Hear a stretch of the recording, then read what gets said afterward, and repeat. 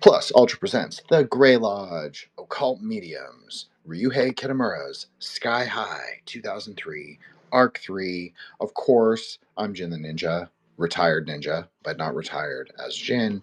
I host a show called Threshold Saints, which I call Esoteric Hyperborean Deep Cuts, so we can get into that later. But I'm, of course, joined by my amazing co host, Matt Murrah, who is incredible content creator in his own right and just did an incredible and very popular episode with Alex Harper on Occult Chat. So everybody definitely go check that out. Very high views. Good job, Matt. I was so proud of you. And you did a great job. And you know, and not that you have to make me proud, but I was proud of you just as a person, not necessarily because we do a co-show, but yeah, also that. And okay, so then we also have Solar Exile, who is our contemporary left-hand path / Zog Bro. We have Dr. William Birkin, the branch, who is our kind of, I don't know. He's into everything. He like Joshua knows so much about everything. He's a true, he's like a jack of all trades in terms of knowledge base. So we have Mike. Mike is out trick or treating with his nephew tonight, so we'll just shout him out. And we also have Seth, Bibliomancer. I don't know what happened, but okay, so that's fine. So if we only go 40, like I'll just go as long as Matt's here. That's totally fine. I mean, I thought we'd do a little better, but that's okay. So last week, obviously, for our Arc 2, we did Deathgasm, and Arc 1, we did Hellraiser. And I just want to shout out to all the other podcasters who are listening back to this, who probably don't even know what this movie we're doing is. I did Hellraiser first. It was my idea, and everybody can cry about it later. Okay, here we go. Solar, I'll bring them up. We did co-host things, but I'm gonna let you guys like introduce yourself and say whatever you want to say. Matt, why don't you go ahead while Solar comes up?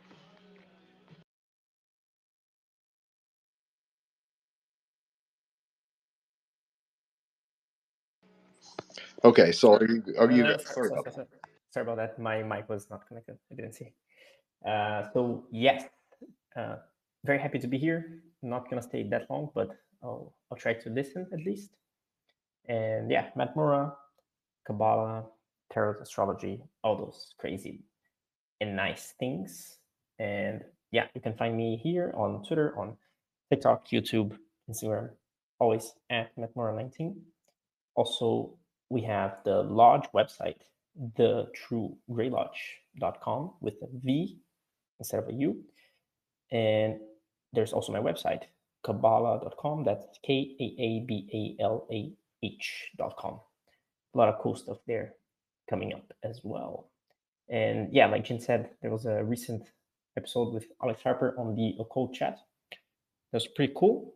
And I mean, to be honest, there was some stuff that had said also on other podcasts as well, but some newer stuff, I think, especially with the AI, that was pretty cool and slightly different than what I usually had done. So yeah, definitely go check that out, and let's see for today.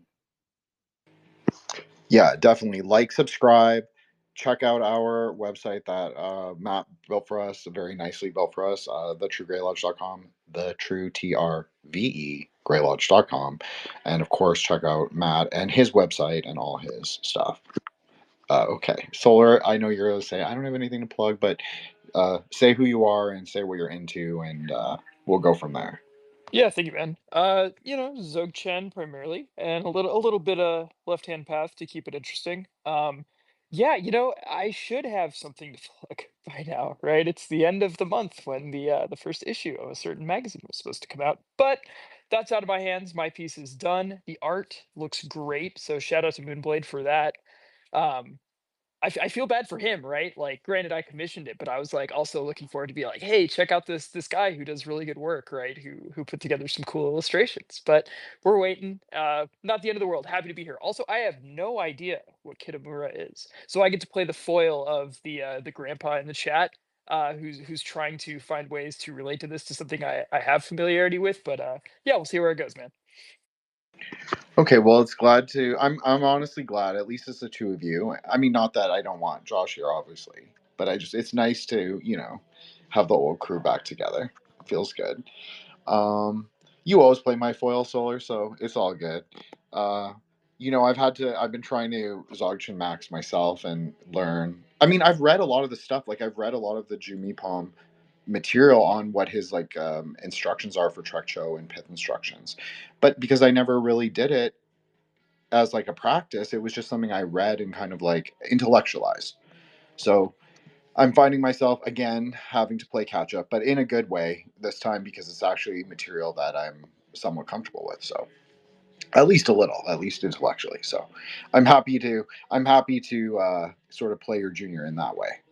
So and I'm glad that you really found like a niche in Zogchen, at least for now. And then next month you'll tell me into something else. But it is what it is. Um, I'm game. I'll play catch up for a month, and then you'll tell me you're into something else. So, so Ryuhei Kitamura is my favorite Japanese director. He also directed Versus. He also directed another great movie called Aragami. So all his films. Oh, and Midnight Meat Train. So he did actually direct a. I endeavored not to say the word Westoid, so I will not. I'll try not to say that because I actually find it rather derogatory. But okay, so he directed this movie with Bradley Cooper before Bradley Cooper was famous. It was called Midnight Meat Train. It was about a kind of human sacrifice ring that operated in the underbelly of New York in the subways. Very good film, and basically everyone in city government kind of knows about it and allows it to happen. So. Because it has to feed the cycle. That's kind of the whole idea. So all his films are pretty occult, and Sky High is it ranks really high in terms of like what he actually is talking about. So it is based on a manga. I didn't read the manga when I was like a kid and watch this. So I just watched this and then they made a whole Japanese series which I have seen, like a TV series about it. So basically it opens with a girl who's crucified inside of a water tower and her heart is missing. So you can like see there's like a hole and so you can see right through her corpse. And then okay, so there's two detectives, there's a young detective, and then it cuts and then he's at his own wedding, so it's obviously like a few days later. His wife is getting ready, or his soon-to-be wife is getting ready, and someone enters her room. Then it cuts and she is standing at the kind of threshold, no pun, of like the chapel, and her heart's missing, and then she ends up walking down the thing, and then basically that's the beginning of the story. So then she gets I guess she gets rebirthed. Yeah, rebirth. That's a good way. She gets rebirthed at the Gate of Rage. So the Gate of Rage is basically the Hellmouth. Although in the series there are five. It's revealed there are five, just like the like Kagome, like the five petals of like the Japanese, like the one of those crests. And so the Gate of Rage is for people who either are murder victims or people who died bearing a grudge. So they get three options. They can go to the next rebirth. They can curse their enemy, which will also make them so both of the people will go into hell. So that's an option. And then they can also choose to stay as ghosts. So for the time being, she chooses to stay as a ghost because why not? And so it basically reveals is that this tech billionaire who's like he does something with genetics. He basically has acquired this book, which we find out is what they're calling the Keys of Solomon. Obviously, it's not quite the Keys of Solomon, but it's something like it. That's what they call it. So it's a grimoire made of human skin, the skin of criminals, inked in blood. You're not supposed to read out loud, etc., etc. So he's acquired this book at an auction, and it prescribes this ritual for collecting 6 different hearts. So they're very specific, like the people whose hearts he has to collect. They're all maidens, but we find out later that they're all maidens who served as the guardian of the Gate of Rage, because only their hearts can then open the gate, which is his goal, to then bring about the apocalypse or cosmic dissolution, so he can revive his wife, who has some she's in cryogenic stasis, and she has some crazy disease. Okay, yes, Solar, please go ahead. Yeah, just so I and folks listening at home can sort of understand the dynamics here. So these guardian maidens, right? So was their role when they were acting as guardians to protect or to keep people out, or both? You know what I mean? Like, sort of, what was their relation and sort of like role when they were inhabiting that role? That's a great question. Thank you for asking that. Yes, so it was both. They were to protect the gate from the, I guess, cosmic forces of evil or chaos or whatever they are. We're never really told. It's not so binary as like good and evil, but there are those kind of elements. So we'll say it like that. So there's some kind of cosmic evil that exists behind the gate, that the gate can open and people can go through the gate, but nothing is ever supposed to emerge from the gate.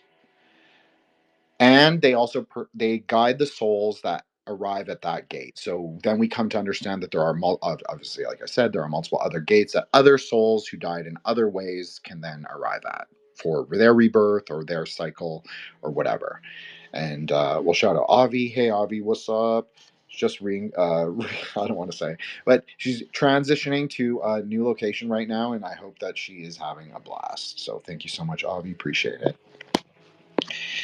So we find out that, so he continues killing, and then we find out that he's actually not the one doing it, although he has acquired occult powers.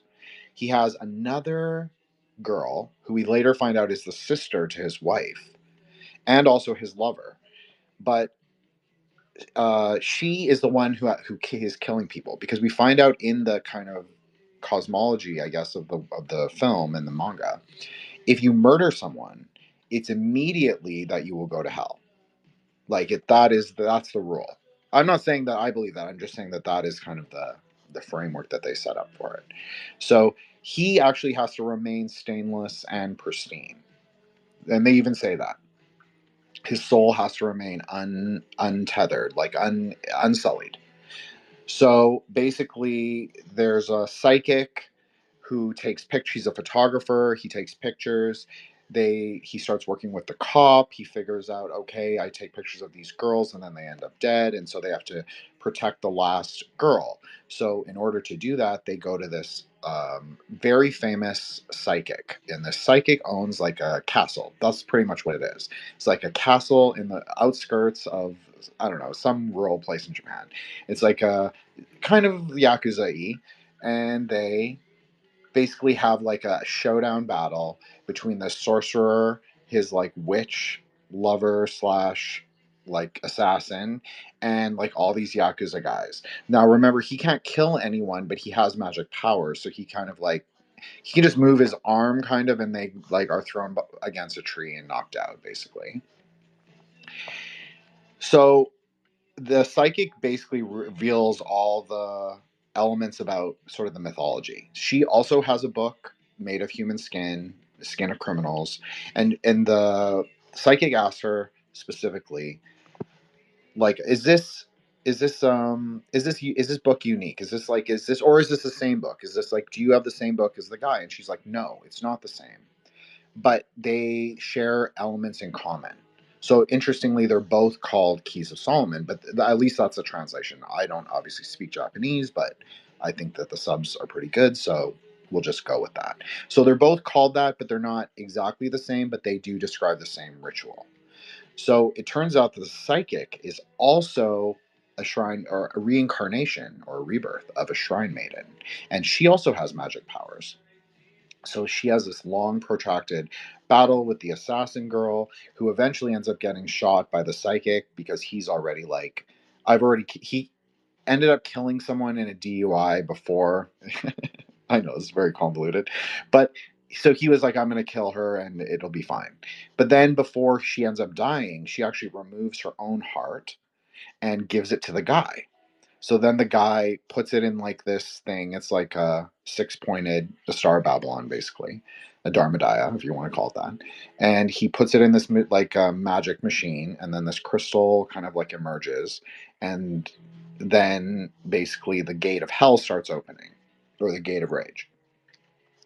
So then he has to kill himself in order to go to the underworld, or he has to, like, his physical body has to die. So he ends up going to the underworld. Then he meets Mina. She says, I'm going to be the new gate guardian. And basically, I'm going to revenge, like, all the people that you've killed and all these things you've done. And he's like, I only ever wanted to just, like, bring back my wife, yo. Like, I was just trying to, like, follow, follow love or whatever.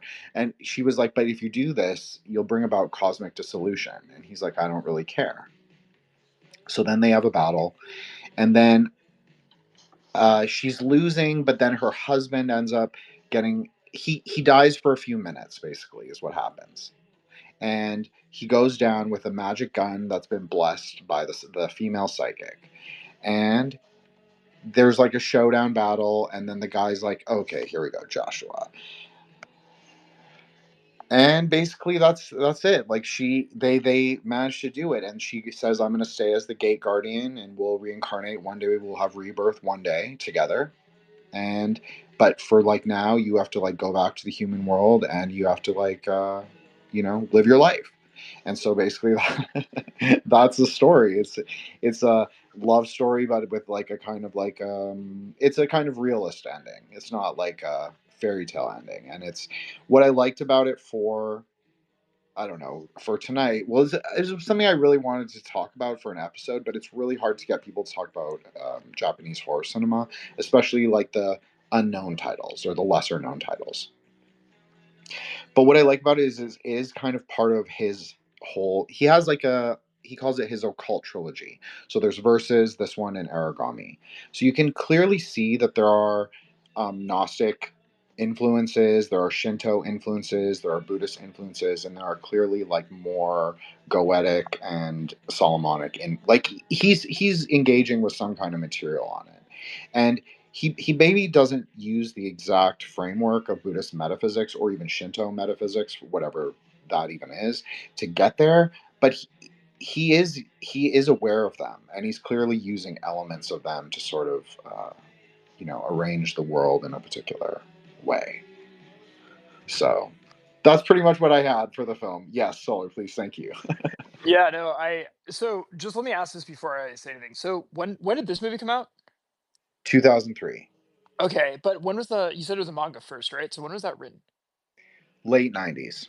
Okay, yeah. So the reason I was asking is so the staging, like, and the way the first murder was framed, like, so bringing the young woman to the sort of like threshold, right, at the chapel, and then I guess, it kind of like smash cuts to her sort of like configured in like ritual like display, right, with her heart removed in the tower. It kind of reminded me of the stage ritual murder of, oh, God, what was her name, Arliss Perry, um she's like a 19-year-old college student who's murdered in the years immediately before the Son of Sam, and I'm fairly convinced, like, that she was basically like the first victim of one of the Carr brothers, who was part of the sort of like cult that Berkowitz sort of took the fall for. And the reason I sort of I had that in my mind, right? Just the staging of the sort of like virginal young woman, like at the altar, or I mean, I know she's not staged the altar in this, but like sort of like at the threshold in this sort of like sacred space. It then reminded me of the sort of the little nuanced rule, right? Where you said this guy who has to, this sorcerer can't actually kill anyone himself, so he has to execute, execute his plans through like a sort of these intermediate sort of like lackeys and stuff like that. And that sort of further reminded me of the sort of structure of the Son of Sam, uh, like, I would call them ritual killings, right? Where you have Berkowitz and probably all three of the Carr siblings involved to some degree in at least some of the murders, right? But um, the way the killer was identified, well, in media, like we say, Son of Sam. Sam Carr was the real guy, right? That was actually like the guy who owned the dog and all that stuff, right? So Sam Carr was like an actual person, the father of three of the people involved. Um, but he, as far as I know, had absolutely nothing to do with it, right? But the idea was that the sort of like persona, there was sort of this like egregore being built up of Sam, right, on whose behalf the killings were taking place. So not Sam Carr, the human individual, right? And I'm kind of interested in this idea of sort of like of like ritual and like active distance, right? Particularly when someone is involved in like magical sacrifice, a cull, however you want to say that, like human cull. Um, just this, yeah, this notion of sort of purity, right? It strikes me as being as kind of very Jewish, right? Not exclusively, but since I know a lot about that, right, where you have to you have a special the guy at the top has to literally like keep his distance and act through sort of intermediaries to maintain the sacrality of the whole procedure. And I just find that concept kind of very interesting. I don't know, I'm not saying that this was based on the Son of Sam, but they're just like certain elements that like, oh, maybe he was kind of thinking about that when he got some of these ideas going. Oh yeah, I think I didn't know you knew so much about Son of Sam murders. I don't know anything. Like I'm being honest. Like I don't know very much. I honestly am just reporting what I've heard from a few sources. So Thomas Seven, again, I believe strongly in like plugging sources, right? When you're just lifting stuff. So Thomas 777 did a wonderful series. He's doing a series, like an ongoing series with Jay Burden on like occult stuff in general, which I would say is a little bit mixed. Like we're pretty in the weeds, you and I in this group, on some of the stuff. So some of it's a little superficial, but the like 3 or so episodes on the Son of Sam murders are wonderful. They're like for me the highlight of the series so far. So shout out to them. Go check them out on Substack if people are interested in hearing that content directly. Oh yeah, I'm definitely gonna go listen to. Like I don't agree. You know this. I don't agree always with him, but I am actually excited and to hear your sort of like excitement about it. It makes me want to go listen to it. So sorry, Matt. Please go ahead. So just confirm me if I got it correctly. Was it there was like a 12 thing related on one of the rituals or something? 6. So 6. they needed the 6 hearts placed in each quadrant. So they actually relate it to geomancy, Matt. You might find that interesting. So they end up drawing like the Dharmadaya or the whatever, the Star Babylon, we'll call it. They end up drawing that in on Tokyo, and then the psychic also knows on Myoto, so like Japanese sort of geomancy. And she's able to like say like the shrine is here, the shrine is here, the shrine is here. This is why they did it. Got it. Nice. And she had like 3 choices, right? I think it was what is it? Rebirth, like keep staying there in the kind of like as a ghost or something, Yeah, and ghost killing the guy. first, and yeah, exactly that rebirth. Interesting numbers. Yes, and also the choices, right? Like how they relate. I was trying to read some stuff here as well, as you were saying, so I could get all the details. And I mean, yeah, as with all freaking Eastern media, like it's always full of symbolism and stuff. It's so cool.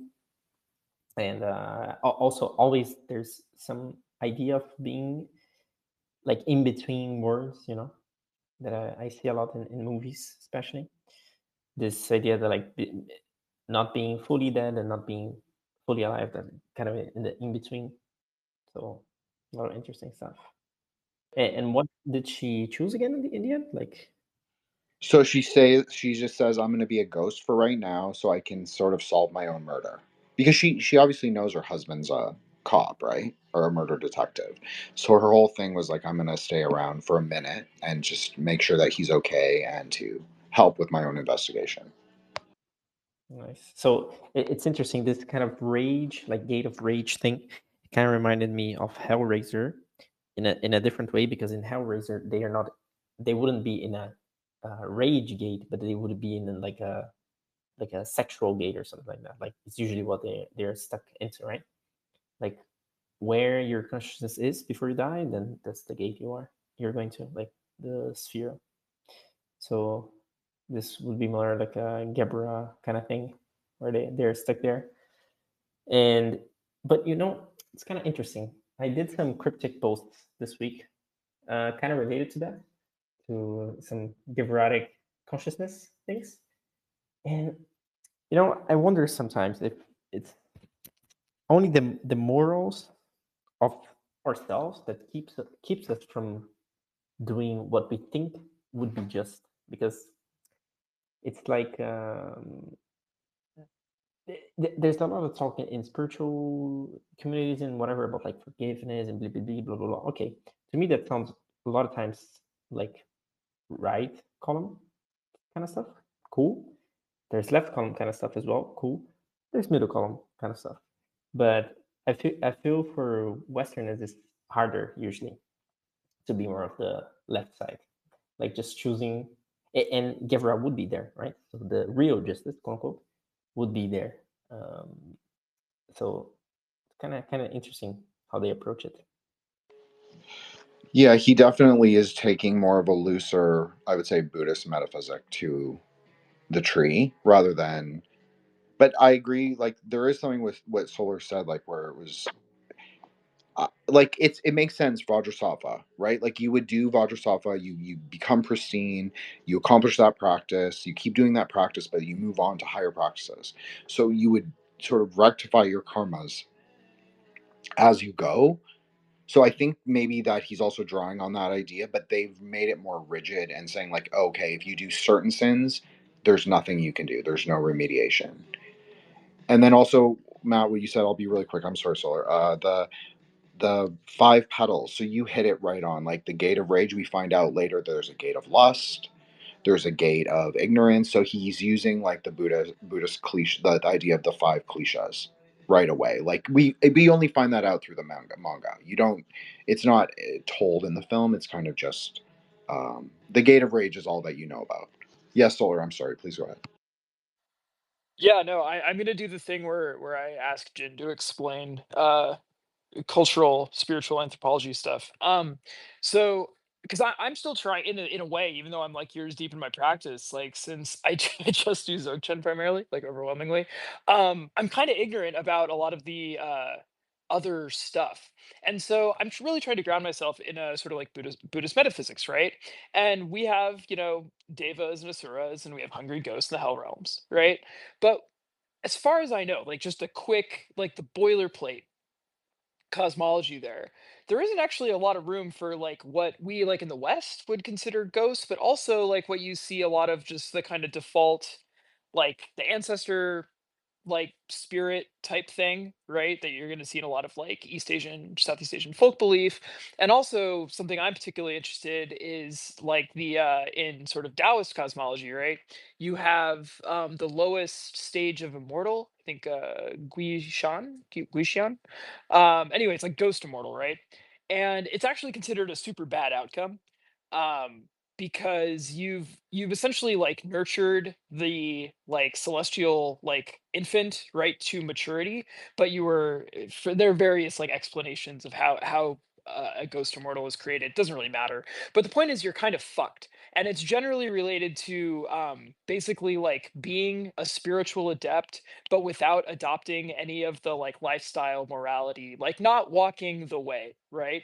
And so you essentially you're like an immortal vampire. And like in the mainstream version of the lore, that type of being, since you don't die, you've escaped the cycle of rebirth, but you're stuck there, and you can only sort of be like you can only be redeemed, and I think then just return to the cycle of rebirth by the sort of enlightened activity of like a Buddha or a god, or like basically a sort of liberated being, right? Like you on your own power cannot continue to advance. You cannot rectify your karma in that stage since you're outside the cycle, which is where you would normally do that, right? So what I'm saying is there seems to be this kind of like vast um diversity of ideas around like what we're calling ghosts. And I'm interested because we're talking about in this film, right?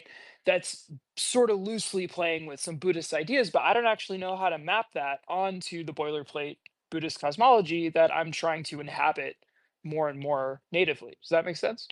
Oh yeah, totally makes sense. Great question, as always.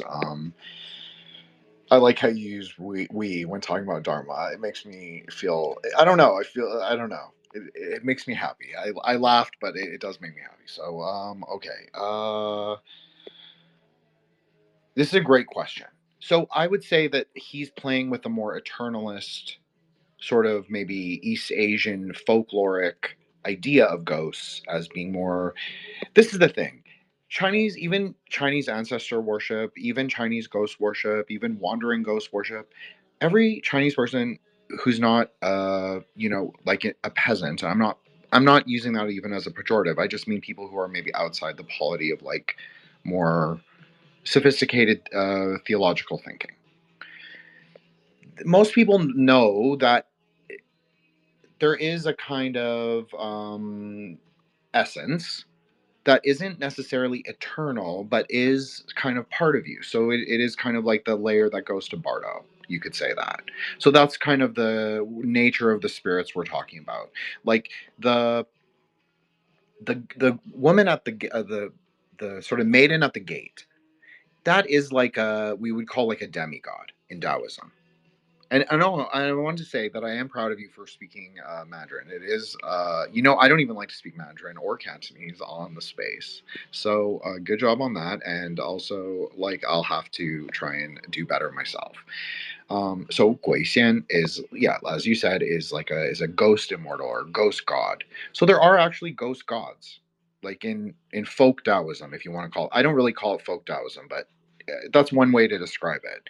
A lot of Western scholars often call it folk Taoism, but it's not really. It's the hierarchy of heaven, and then it's specified into liturgical like ritual worship of certain deities, and certain deities have like obviously specific ritual prescriptions and like astrological days. So there is a deity that is a half ghost half god.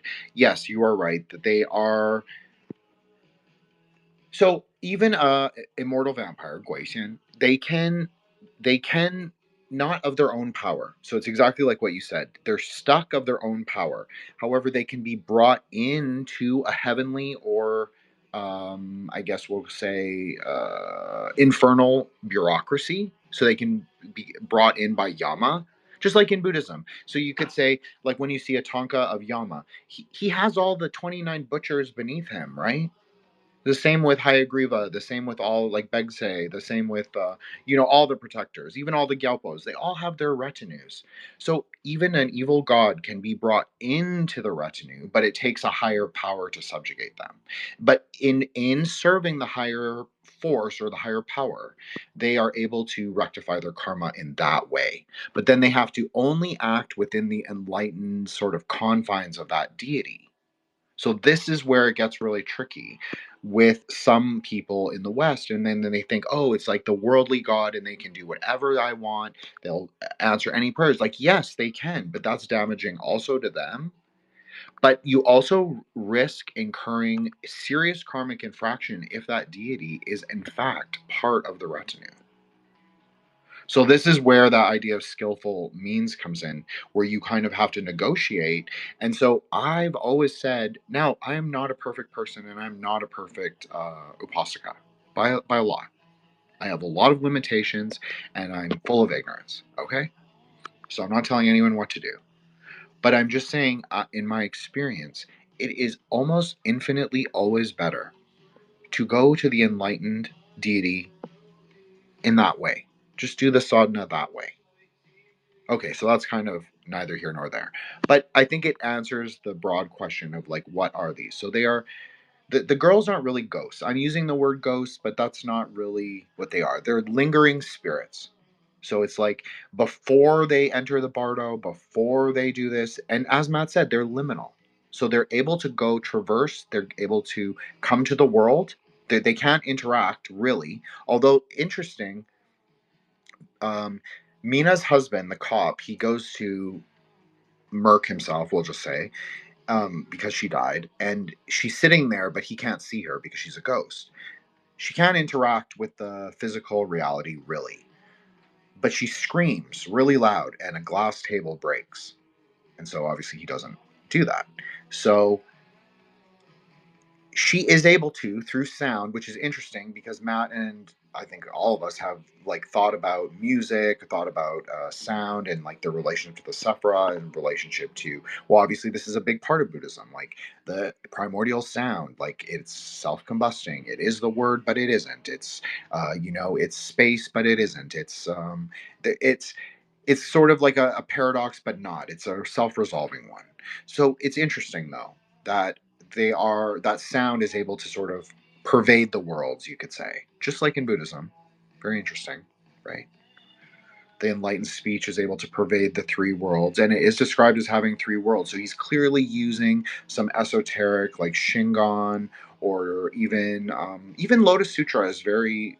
I'm sure you've heard Solar. Like, I'm sure you know this because you're in the other Dhamma chat too. But like when Jigoku Kei talks about Lotus Sutra, like, there, it's all very esoteric. It's just not necessarily immediately inherently apparent to people who aren't familiar with Buddhist metaphysics. But if you do practice Tantra, even like I'll call it our kind of Tantra, you can engage with like obviously the Lotus Sutra, but I'm saying you can engage to a degree, maybe not 100%, but you can engage to a degree with Japanese ideas or Nichiren of Buddhist metaphysics because it's just there. It's just like obvious if you know Tantra a little. And the more you know Tantra, the more you can glean from the sutras. This is like this is the quintessential Buddhist story, right? It's like the sutras are the, you want to say, I always tease people, or people tease me that, or I like to say people are Protestant because they rely too much on texts. Well, this is something that a lot of Theravadins like to say about us, or to say about Tantra, is like, oh, the Tantras are just invented. No, no, no, no. The Tantras are derived directly from the sutras. Like, yes, we have a whole like kind of mytho-cosmology about how they were the words of the Buddha himself. And yes, that can also be true. But Buddha in what body? Are you talking about subtle body? Are you talking about worldly body? Are you talking about cosmic body? And so the words of the sutras contain the tantras. That is how it's understood. That is the primordial sort of understanding, is that you derive the mantras directly from the text. But the texts themselves will say it's not divinely inspired, but then you'll have texts that are. They'll say like, oh, this was told to me by Manjushri. That's what a lot of you, like I was saying at the very beginning, reading a lot of like the Jumi Rinpoche, sort of like his work on Dzogchen. He's obviously my favorite sort of like more contemporary Buddhist thinker and figure. He's obviously a Rime guy talking about Dzogchen, but he's also really heavily into deity yoga, just like I'm into deity yoga. So it's interesting because Solar's really into Dzogchen, I'm really into deity yoga. So, anyways, the idea is, he is saying fundamentally that like Manjushri is giving me these ideas. But then he's also saying it in a Buddhist way. Like the deities are fundamentally empty. The deities are fundamentally composed of the word. And that's even what the psychic in the film says. She's like, it doesn't fundamentally matter if this book is Western or this book is Eastern. Yes, the metaphysics will vary slightly. The content might vary slightly. But the ritual is almost one to one. This, and even the psychic photographer, he asks her, "Oh, is this the Star of David?" I thought of you right away. I was like, "Yeah, Solar will like this." And she goes, "No, no, no." She's like, "This is called Kagome," and then the cop goes, "Oh yeah, okay, I recognize that, like the six-pointed star. We use this all the time. It's a seal." And she goes, "Yes, it's a seal. It's our most powerful sort of metaphysical symbol." And I just, as a tantric, you can't help but look at that when we say it's our most powerful sigil, when we say it's our most powerful seal, and then also think like, yeah, he's tapped into something. He's obviously aware of something, and he also is able to locate it and place it in Japanese cosmology and Japanese like metaphysics. And he even pops like a little kind of like noticing Groiper joke, kind of. So it all kind of works. I don't know. There's something interesting about. I'm trying to break that habit because last time we did a space, I noticed that I infected Matt, unfortunately, with my interesting word virus, and so I'm trying not to do that. So we both break that habit, which we will, because right, it's always in your mind, Matt, and we have to choose our own story, right? So we won't use that word, and then you can't bug me anymore. Okay, yes, Solar, please go ahead. Thank you. Yeah, no, I just maybe it's just because it's Halloween too. I'm a little bit more about ghosts. Okay, so in a certain sense, sorry, I'm trying to connect like folk ideas about ghosts, Buddhist ideas, and then Setian ideas, right?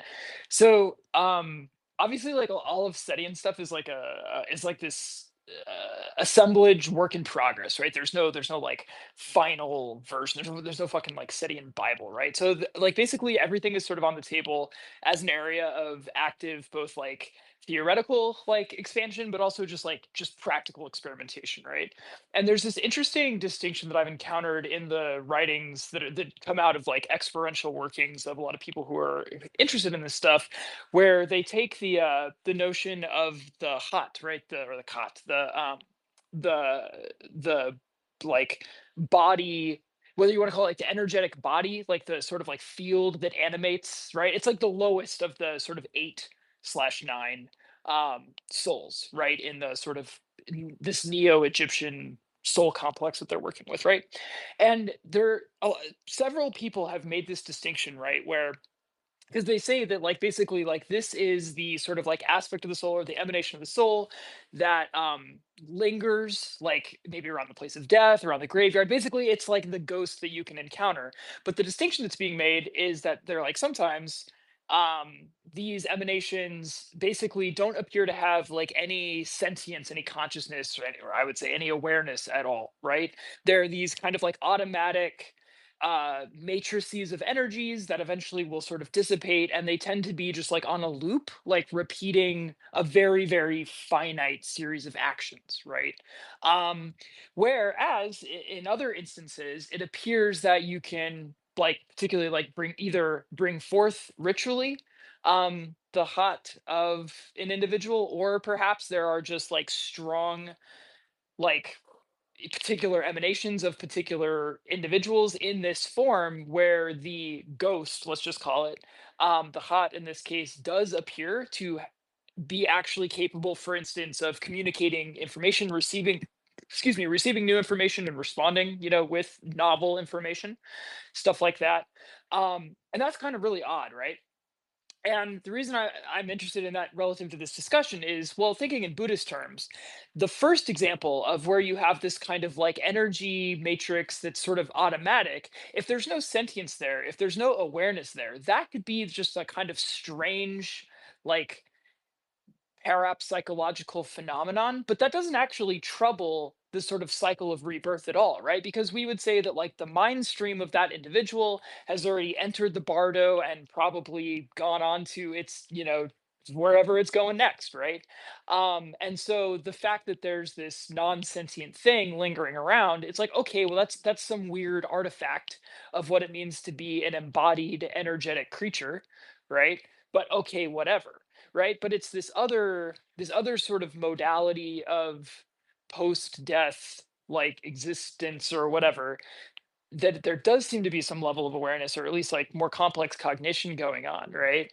And that's where you potentially have some like either incompatibilities with the models, or you have to say some like really complicated thing about how like, it's one dharmakaya kind of like emanating, doing multiple things at a time and stuff like that. It just gets a lot messier, right? And I'm just like kind of interested in those ideas, and particularly like in a largely Buddhist context like this movie, right? It's like I know that it's not like trying to comment on some of those things, but yeah, I don't know. I find this stuff really interesting. Also, because like we in the West have notions about like what ghosts are, but like everyone believes in ghosts, but no one knows how the fuck they work, right? It's like people are nominally Christian and have no way to assimilate those ideas into their like stated theology, but that doesn't seem to bother anyone. It's just like a wild folk belief, I don't know. This was I'm so glad that you came tonight, and obviously Matt, I'm gonna let Matt go because he is not gonna stay too long. But I did take notes, and I'll just say it's a 3-body problem. Like you want like an easy. It's not necessarily clean, but it's an easy way to sort of think about it. Like there is a time in the Bardo where you can come back as a ghost. I know this is like a more Nyingma kind of like deep cosmology, like deep in the weeds shit. But yeah, there's a point supposedly where you can come back as like a full sort of like a spirit emanation. It's not a hungry. Just for clarity, though, that's a maximum of what, like 42 days, or give or take, right? So that's like a pretty limited window in most cases. I just want to make sure that we understand the scope of that. So it is limited. It depends on the skill and mind of the practitioner. It depends on there are multiple factors, as I'll say, is what I'll say about this. And so it the spirit actually degrades. This is how it's kind of thought of. The spirit degrades the longer it's in this world. This kind of like material kind of realm. Not degrades necessarily in its like spiritual form, but degrades in its quality. Thus, like you said, like it's like a kind of degraded consciousness. So this is what like you see like I like George Drollo. I posted him today. Okay, so George Drollo, he is the subjugator of sorcerers and wicked ghosts.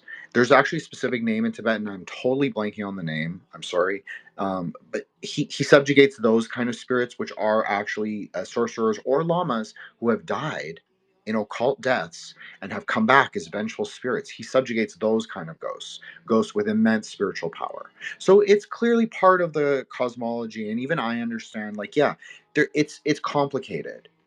It's like it's Hokmah. It's like it's all the things in smoke. It's like the Bardo is a complex place. That's why even in anime you see like Bleach, they have a whole civilization that's basically built in the ghost worlds. That's a very East Asian way to sort of understand the cosmology too. Is like, yeah, there is rebirth, there is samsara, there's all these things, there's a cycle that we should uphold and oblige, but there's all these like clinging things that we can do at different stages of that cycle, and we can stay in place because it's like we are much more agential than maybe we think we are. I don't know. I'm sorry, Matt. Please go ahead. I apologize. No, no worries. I just want to chip in into what Solar was asking about the ghost kind of stuff. I mean, I don't know the Buddhist cosmology or how they would place it on the tree specifically, but the usual could be that the ghost is like the double etheric or the esoteric consciousness, or the, if you want to call it, the phosphorus, or the, in Portuguese it's fogo fato. I was trying to search here. Maybe in English would be will o wisp. Kind of like the, not necessarily a body in itself, but what used to feed into the physical body, and that gets disconnected, and that's what kind of can linger around a little bit and kind of interact maybe. So we kind of can see it. It's like close enough. Whereas the more subtle bodies, like the astral, if you want to call it astral body, like Hod and Neta, or the lower mental, higher mental, so on, so on. Those I wouldn't necessarily think they would be the usual ghost things we think about. I think it would be more around the Yesodic place. Also because they would have to be dense enough for us to see, right? And they're not made of matter, so they're not in Malkut. So it's kind of like they'd have to be close enough. And yeah, I think it is very interesting as well that there's this idea that you can, so in Spiritism, you will see it a lot where someone kind of dies, but they didn't let go of something. And it could be anything. It can be like letting go of the idea of living. So the person dies and they keep living the life that they think they should live, like going to work and coming back and watching TV and so on. So they basically they keep doing the same stuff because they don't realize that, well, it's over. Like there's no need, let's say, to continue. But because they're, again, still kind of here, they kind of can interact with they're kind of still stuck in the body. And that's why also depending on the way that you are separated, it's gonna help or not help that much with that, like disconnecting from your body. Like if you are cremated, for example, then it's a total disconnect, right? There's no body to be connected to anymore, because it's both a psychological, let's say, a mental kind of connection, but also physical, like if there's still a body, then you're kind of still connected to it. So I don't know if that also helps with the ghost definition, but personally I would say it will say kind of in yes. So Yeah, I agree. Totally agree, Matt. Yeah, it's very esoteric. Like what most people experience as quote unquote ghosts. Hey, Leo, what most people experience as ghosts is very esoteric. It's very much of the vibes, the echo.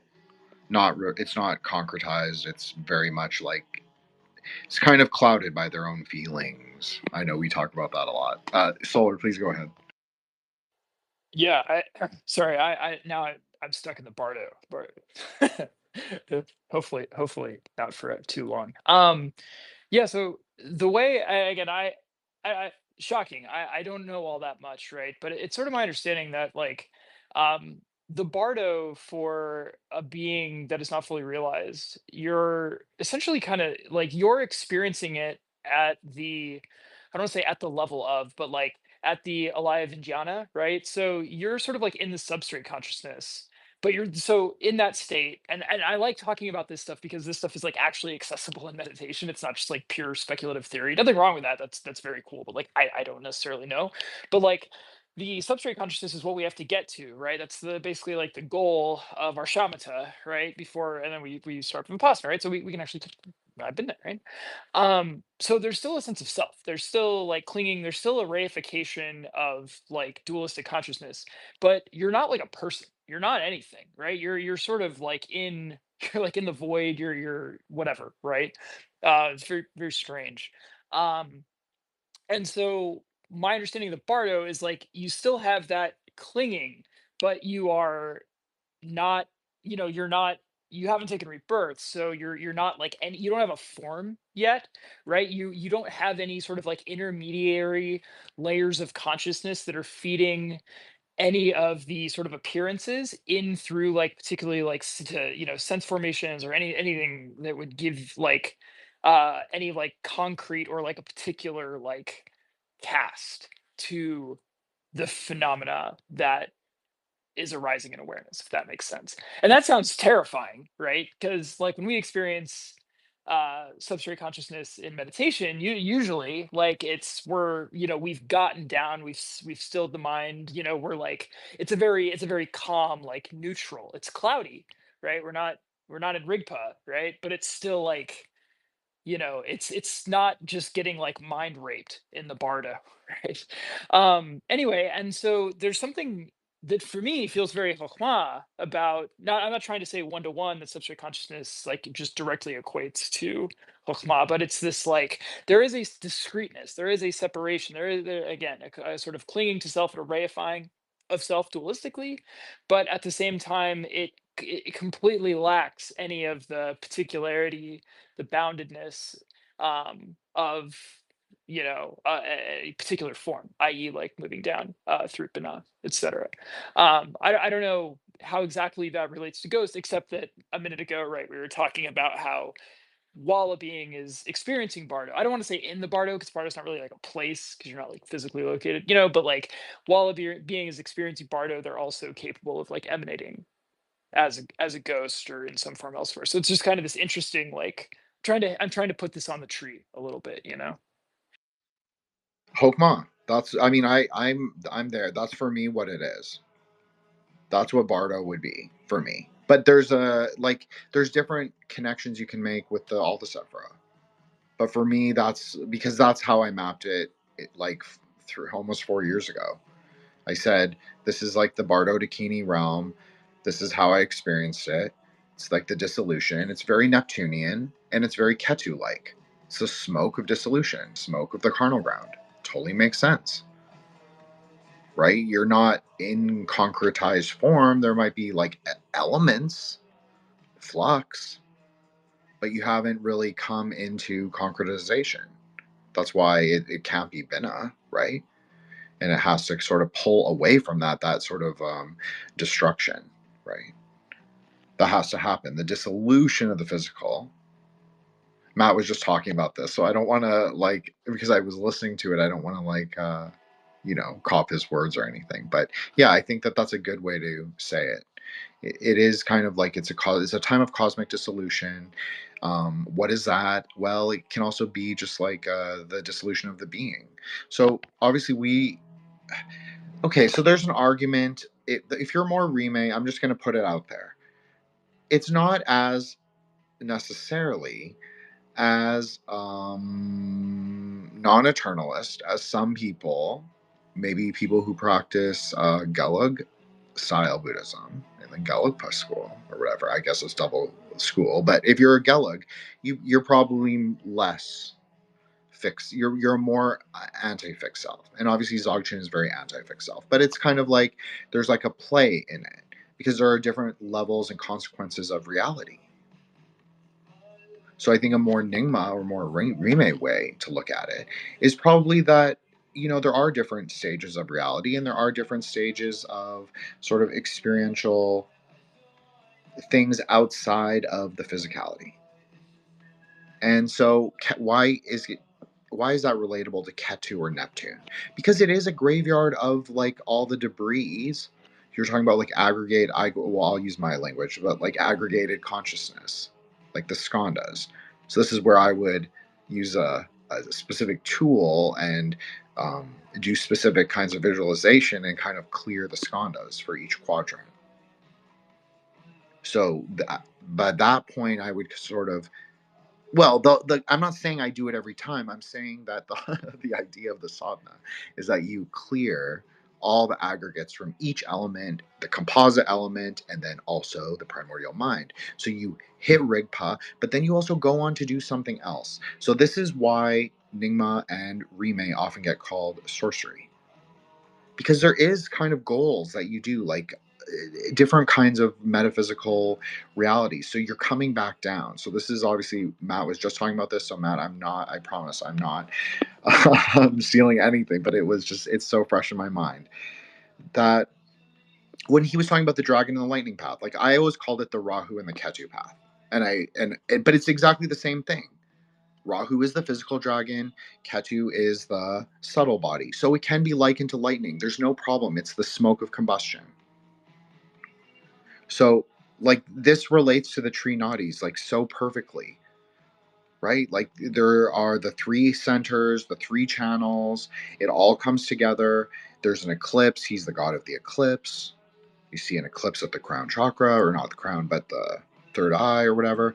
And then you go on to clear the channels, clear the aggregates. But then you also have to build them. This is an idea not necessarily from Dzogchen itself, but definitely something that you and I have talked about is like the wind horse practices.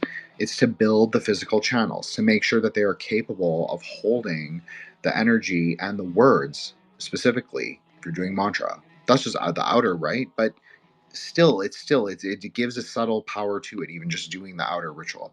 So it's to build those channels. So you can say that because Ketu is the eclipse of the sun, so it makes a lot of sense. And then Rahu is the eclipse of the moon. So it's kind of the secret knowledge behind both of those kinds of false bodies, you could say. I don't know.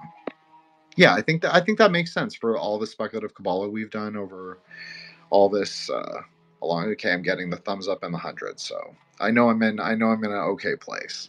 So yeah, I that's what I would say. But I'll also agree, like Yesod has, or Yesod, whatever. It has the threshold. Maybe you can go up, maybe you can go down, maybe that's just a relative space. That's what I think. I think it's a relative space. I think you orient yourself to the directions. How many directions are there? Well, there are 10 directions. Well, there are 9, but then you have yourself. So which way do you want to go? Both up and down is each an individual direction. So I'm just saying, you get a choice. So, but maybe that's just a conceptual choice. Maybe that's just a conceptual threshold. I don't know. I think that's more my experience. We're talking like more experiential, more Hokmah, crazy wisdom. That's what I think. I think if you look at it more non-dual, you end up at the same place. You end up at maybe you end up at the primordial place. Maybe that's an interesting way to say it. if you take a non-dual view. But if you take a dualistic view, maybe you do. Maybe instead of the Bardo, what it looks like is this like kind of cloudland with the angels. And the angels are all playing on their harps. It's very Hokmah, right, Matt? So maybe that's what it looks like, or maybe it's like maybe it's like a total like chthonic, like Lovecraft, like Cthulhu, like this like the beasts of the ocean, and then that's exactly what it is. But maybe that there's like a secret third thing. I don't know. Matt, please go ahead.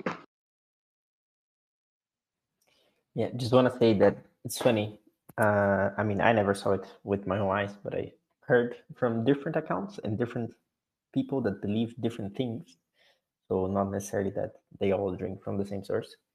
About people that don't have any image of what should happen after you go from after the body turns off, let's say, and well, they kind of just stay there for a while, and that while could be long, but they stay there, you know. So it could be that there's also nothing for some time, and then there's something again. It really should come down to you, like at the end of the day, in part, like, if you think about it, when you go to sleep, it's not that different from reality. It's just physics sometimes slightly different. But all the rest, I mean, when you're dreaming, you a lot of times think it's real life, you know, it's for real. So how different could it be? Thank you, Matt. Yeah, you're 100% right. And like Hokmah is very much about dreaming. It's very much about like where writers draw the word from. I think that's something that I've come into like higher knowledge about through my experience and dialogue with all of you, and with Stephen Flowers, and with Toby, but then like with other people too. But I think like definitely this has been a question that I've had the whole time, because Solar brought me all this like Norse stuff that I had avoided my whole life, and I was kind of like forced to embrace it. Obviously, I know Joshua is into that too. So I was forced to confront it. And you know what? I'm never gonna be I'm like, you guys know, I'm not. That's not my thing. But I kind of get it. There is a kind of metaphysics. I mean, there is metaphysics that is very clear and, well, relatively clear. Yes, Joshua, please go ahead. Yeah, I just got back from my drive, so happy to be a part of the space tonight. I had a question. So, number one, is any of this relating to the topic of a hungry ghost, and what is a hungry ghost? And number two, um, are ghosts of, regardless of what one of the 8 layers it is, are the spirits sometimes tied to an object or a body part or a bone or something like that? Those are a couple of questions I had. Okay, well, I guess I'll do a little anthropologizing right at the start, and then if anyone wants to chime in, that's totally fine, and I'll let you jump in. So this is a good question, Joshua, and I think it touches on Solar's earlier question. It's like the nature of what ghosts are here. So we have a category of being called a Pisahachini or a Pisahacha, which freaks every Hindu in the room will now leave, because this is like, to them it's like the demon, but for Buddhists this is like fine. It's not fine necessarily, like you don't go worship it necessarily, but you have to subjugate it first with your mind, or with the implement, but it's really with your mind. So you can bring them into the Dharma. Like we have, there's I'm going to use a very art history example. Parnashavari.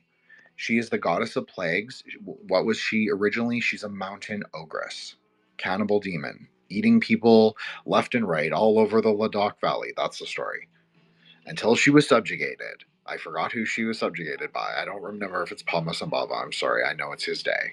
But so she gets subjugated. She gets brought into the Dharma. She no longer eats people. Okay. And her obligation to rectify her own karma. So this obviously goes back to that earlier thing.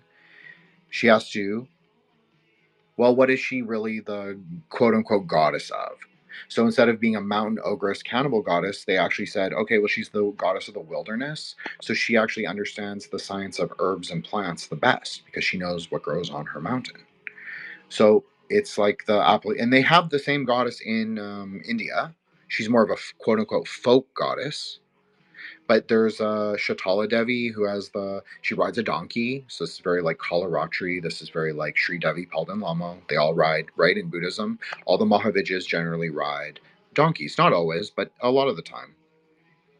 She rides a donkey and she has a pot, a clay pot, and she has like a whisk, a coconut whisk, and she sprinkles neem water onto people that are suffering smallpox. So you can see there's like a continuum between sort of these like demonic sort of plague goddesses of place, because these are very much started off as genus loci or even village protectors.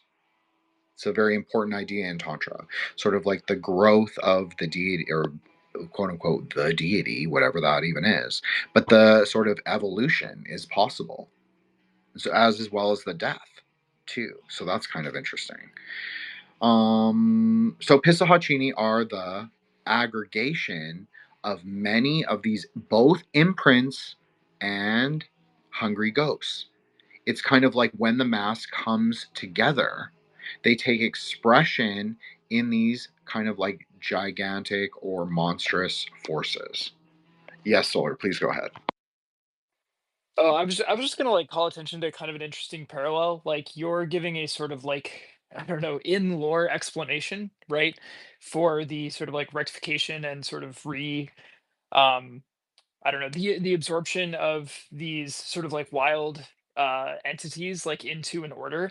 And I think there's kind of an interesting like actual historical parallel in the development of a lot of different religious systems. So the one that comes to mind, like most obviously to a lot of like Western people, would be, I don't know, someone like Apollo, right? Where originally, like in his sort of like earliest evidence forms, he is kind of a sort of more terrifying figure, right? He's shooting his plague arrows at people.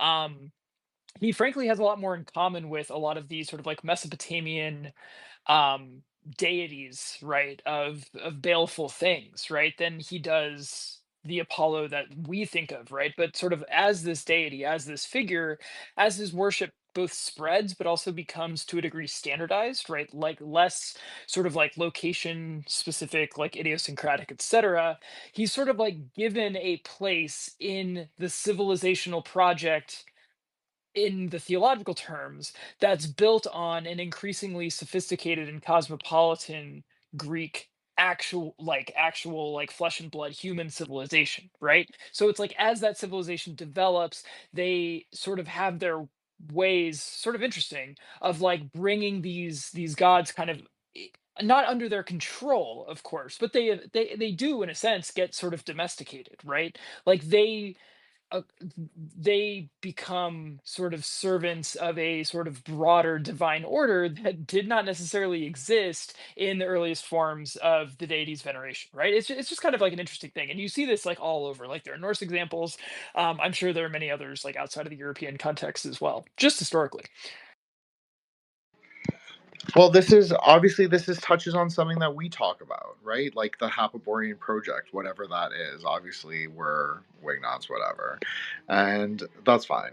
Um, but the whole thing is that is sort of the spiritual project of mankind. If you want like my really Nagapa, like Black Sorcerer, Village Sorcerer, Dukun opinion, I actually do think like our greater sort of like cosmological role is is subjugation of like the natural forces. Now, I know that kind of language makes a lot of people uncomfortable, but I think that even using the civilizational example is very good because yes, I do think to a degree.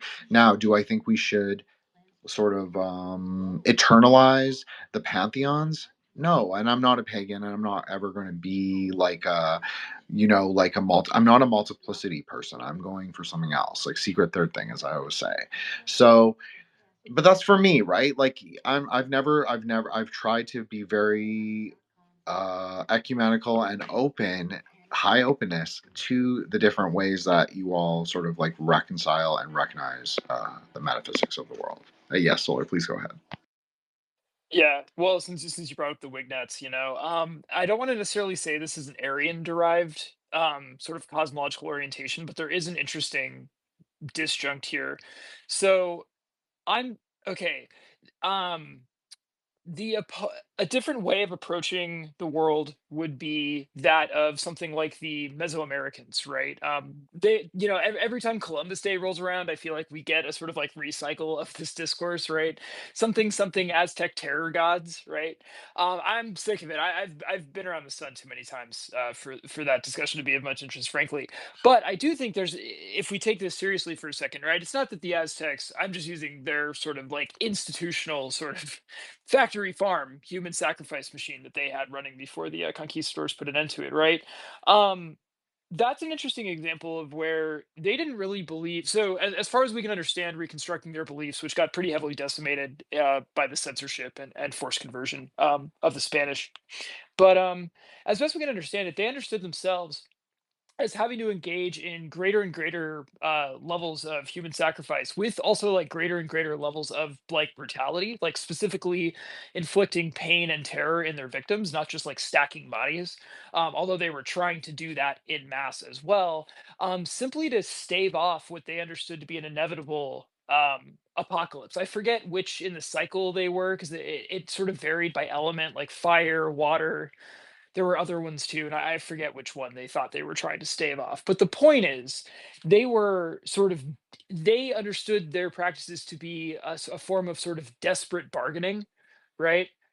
With those terror gods that sort of existed, prior to and above man and above nature, sort of causally responsible for nature. But there was never any hope of sort of intervening in a positive way in the big picture, right? Like they were simply forestalling the inevitable and conducting human sacrifice on the scale of hundreds of thousands of people in order to make that happen. And that's a very different outlook, right? And I'm not saying that like we approach the idea of sort of like rectifying things lightly. Like we don't think that these processes or projects are easy. Like obviously these are aeonic, cosmic, eschatological endeavors, right? These they're immense in their scope and their difficulty and all of that stuff, but we view it as possible, and in fact like perhaps like what we're trying to do, like why we're here, why we exist, to the extent that we do, all that stuff. Yeah, and there's a certain like possibility there that seems to be foreclosed upon in other systems, and I think you end up with like profoundly different I don't know, just like ways of relating to the not just the divine but the world in general, when you believe yourself to be sort of like well and truly fucked on the pecking order, in this really rigid way, versus seeing possibilities for action, agency, bodhicitta, etc. I mean, you nailed it. That's exactly what it is. Like, do you tell people they're, lowly and just like should be happy? Or do you say, like, actually, you get a choice? You get certain choices. Yeah, we're within degrees, we're within confines, certain confines. We're in the klipas, we're in the fucking tunnels. Sure.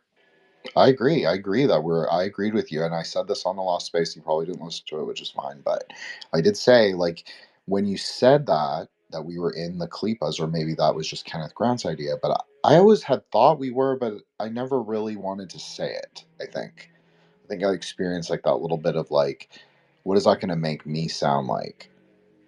Because I do get accused of those things, but I think I always recognize that we are, and like there are ways to break out, and I think that we always speak to this is like exactly like what you said. It's like liberation of consciousness is number one, and so in that way, I can appreciate a lot of the TOS stuff.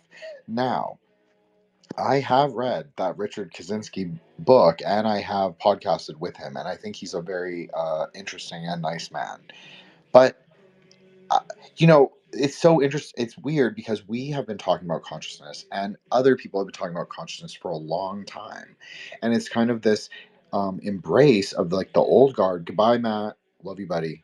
Have a good night, and Thanks for coming on, man. Happy Halloween. happy Halloween. Yeah, 100%. Check out Matt's site, Kabbalah.net.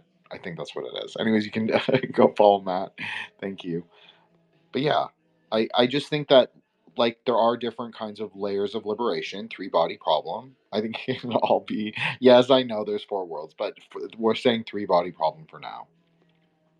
So I think there's different stages of consciousness. And I think this also goes to the idea of like the gods. Like, yeah, of course, we have the Mamos goddesses too, like the the Ekajati, the Chamunda, the great evil grandmother who comes to the world to cause its dissolution, to rebirth the river of blood, so we die by fire, famine, or plague, or water, or whatever it is. Yeah, but it's like her story is also one of liberation in Buddhism. Like, this is a very fundamental thing that I came up with. I think talking about Tantra broadly is like people have very fixed ideas of like the goddesses and like who they are. And one, I think Dharma does get this right 100%, as at least Tantra Dharma does, is that it says like that story is just one part of the Leela, it's just one like stage. And like you can also embody them in that ferocious sort of identity, but in an enlightened consciousness. I'm not saying that I'm a vehicle for it or anything like that. I'm not making any broad or grandiose claims. I just want to be very clear about that. But I'm just saying that the story, like the Babylon, okay, let's talk about it. Like it's Halloween, Vajrayogini, it makes total sense, right? Yeah, she is, you could say she was the primordial grandmother in one way to think. But she's really not, because she's also the Sarva Buddha. She is the all Buddha. She is the no aggregation mother. She is like the thing that is beyond aggregation. It's post conceptual. It's like that is the true Diamond Thunder. It's like the story is, it unfolds. It's a Leela, and that's what is. I think the great thing about Dharma and that the discussions that we have is we can say that there is more of a cyclical nature to time, to memory, to history, and the mind. And so, yes, I agree that it is better to map things in a concretized framework. But the reason why we tried to do speculative, at least at first, was simply to expand the boundaries of what we could talk about. I'm not saying this to Solar or anyone. I'm just saying this just broadly because I do often feel confined. And maybe it's like what Matt always says. Maybe it's just, he'll say, like, Jen, it's just in your mind. But I do kind of feel, and I agree with what Matt's saying, but I also think that there are kind of narrative confines on Twitter that we're not allowed to. I'm not talking about counter signaling or anything like that. I'm simply saying that there are narrative boundaries in place to how we view and frame things. And I'm not saying that it's wrong to have boundaries. I'm not anti Saturn. I like him. I like Shawnee. I like that. So, but I'm saying that I also am always going to want to push against them a little or a lot. That's just how I am. And I just need to, sometimes I think that it's good for everyone to be like expansive in their consciousness, as we always say, because that's kind of what bodhicitta is, right? It's like it's the infinite capacity. Well, you can't be infinite if you're too bounded, but a little bounded is also good because that's how you contain the Dharma Dhatu in your mind. Yes, Joshua, sorry, please go ahead. Well, speaking of Saturn, I was wanting to bring it back around to bones and how they might be related to the soul. What's the spiritual mechanics maybe at play? Because I'm thinking of stories in the Bible where I think they had to go get, was it Joseph's bones maybe out of Egypt? That was part of a deal they made with a spirit, I think, in this case, maybe the Pharaoh too.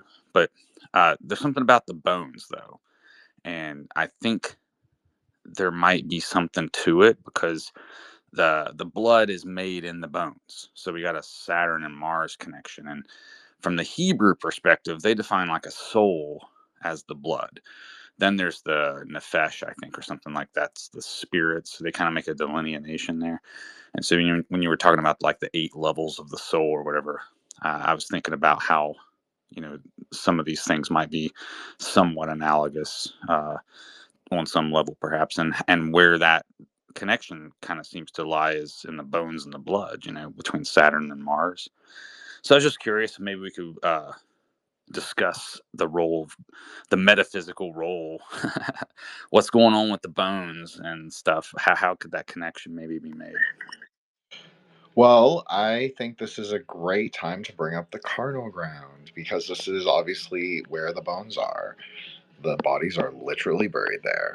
So, or burned there rather. But so yeah, so obviously all tantra uses human ritual implements. This is obviously if you followed me for any time, any length of time, you probably will recognize things.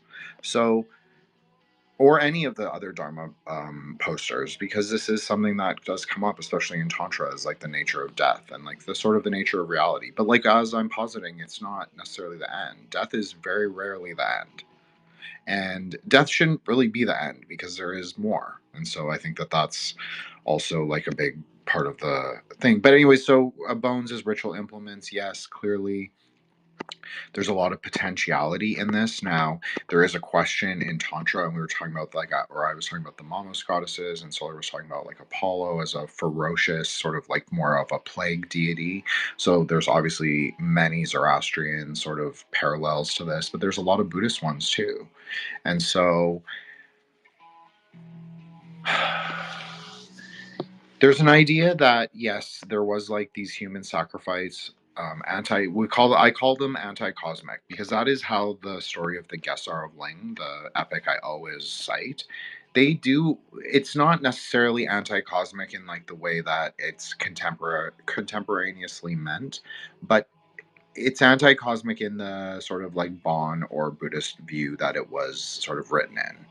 So there were kind of like apocalyptic sort of like these demonic cults that existed in Tibet all over the steppe and like and so there were like these sorcerer wars. That's kind of how it's always described, is that there was these like sorcerer wars and it would be like wiping out the cult, but then the cult would pop up in another place, and then the whole story of Gesar of Ling was like the different tribes took each part of the sort of like the evil canon or the magic text. That's how I would have called it before, is like they took part of the magic text, these 13 pieces of a magic text, they each part took of it, every priest of the different allied tribes.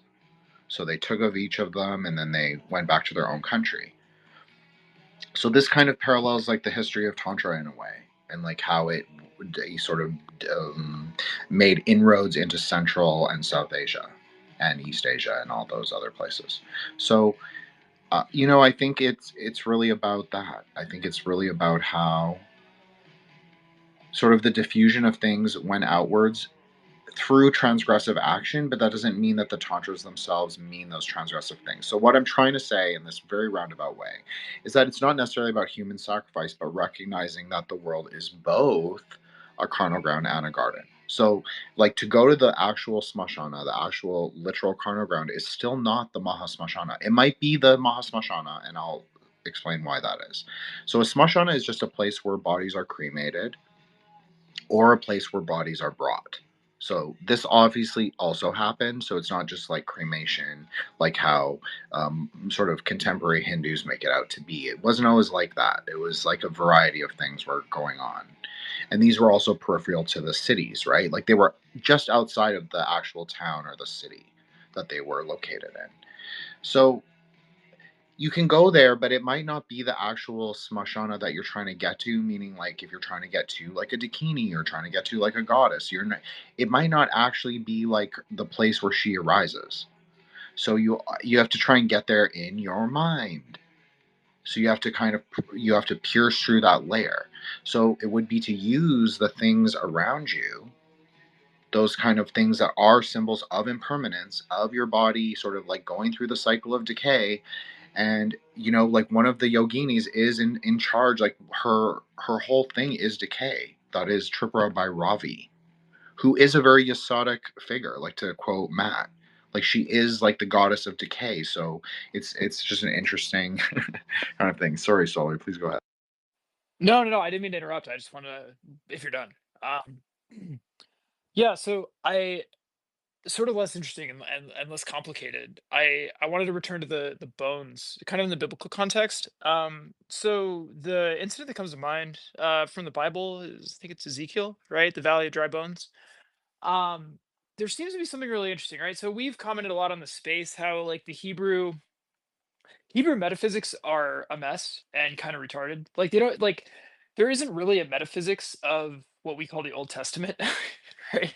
Like they had a very embodied notion of life, right? Like bodies were ensouled, and even that is like a layer of abstraction kind of over later theologians have developed like a language to describe the inbreathing of the ruach like into the corporeal body. But returning to the Valley of Dry Bones, right? Like if we take that, not it wouldn't it's not a matter of if it happened or not, but it shines a light into their conception, right? So the bones, right? Just for those people who aren't familiar with the story, um, in a vision, basically God, or Ezekiel, I believe, is commanded to tell the bones to rise and live again, right? And so there's this valley of skeletons, right? Animal, human, and the bones reanimate to life and they regrow their more supple tissue, the skin and things like that, right? And so they're sort of like restored, right? And of course it's a metaphor for the restoration of the Jewish people in Eretz Israel and all that shit, and maybe the eschaton, resurrection. But I think that all of that stuff, which is fine and obvious, I think that actually kind of covers up an interesting, like, we're ironically we're getting a glimpse at the underlying, the skeleton, right, of the kind of folk beliefs of the Canaanite, like, or the Near Eastern people who became the Hebrews or whatever, and maybe a sort of regional like folk metaphysics, right? Like, um, because Josh was totally right, right? That life is equated with damo, right? Blood. But at the same time, we see really clearly that it's actually the bones that provide the condition of possibility for life in the original Hebrew conception of whatever, right? To the extent that they thought about these things at all. And this is then like carried forward too in really bizarre ways, right? Like in Christianity, you're not supposed to get cremated. Right, you're supposed to be buried because it's a bodily resurrection. Obviously, Paul did a little bit of wheeling and dealing with the Athenians, trying to say, well, it's a spirit body, it's transfigured, right? And there's the whole Gnostic riffs on this.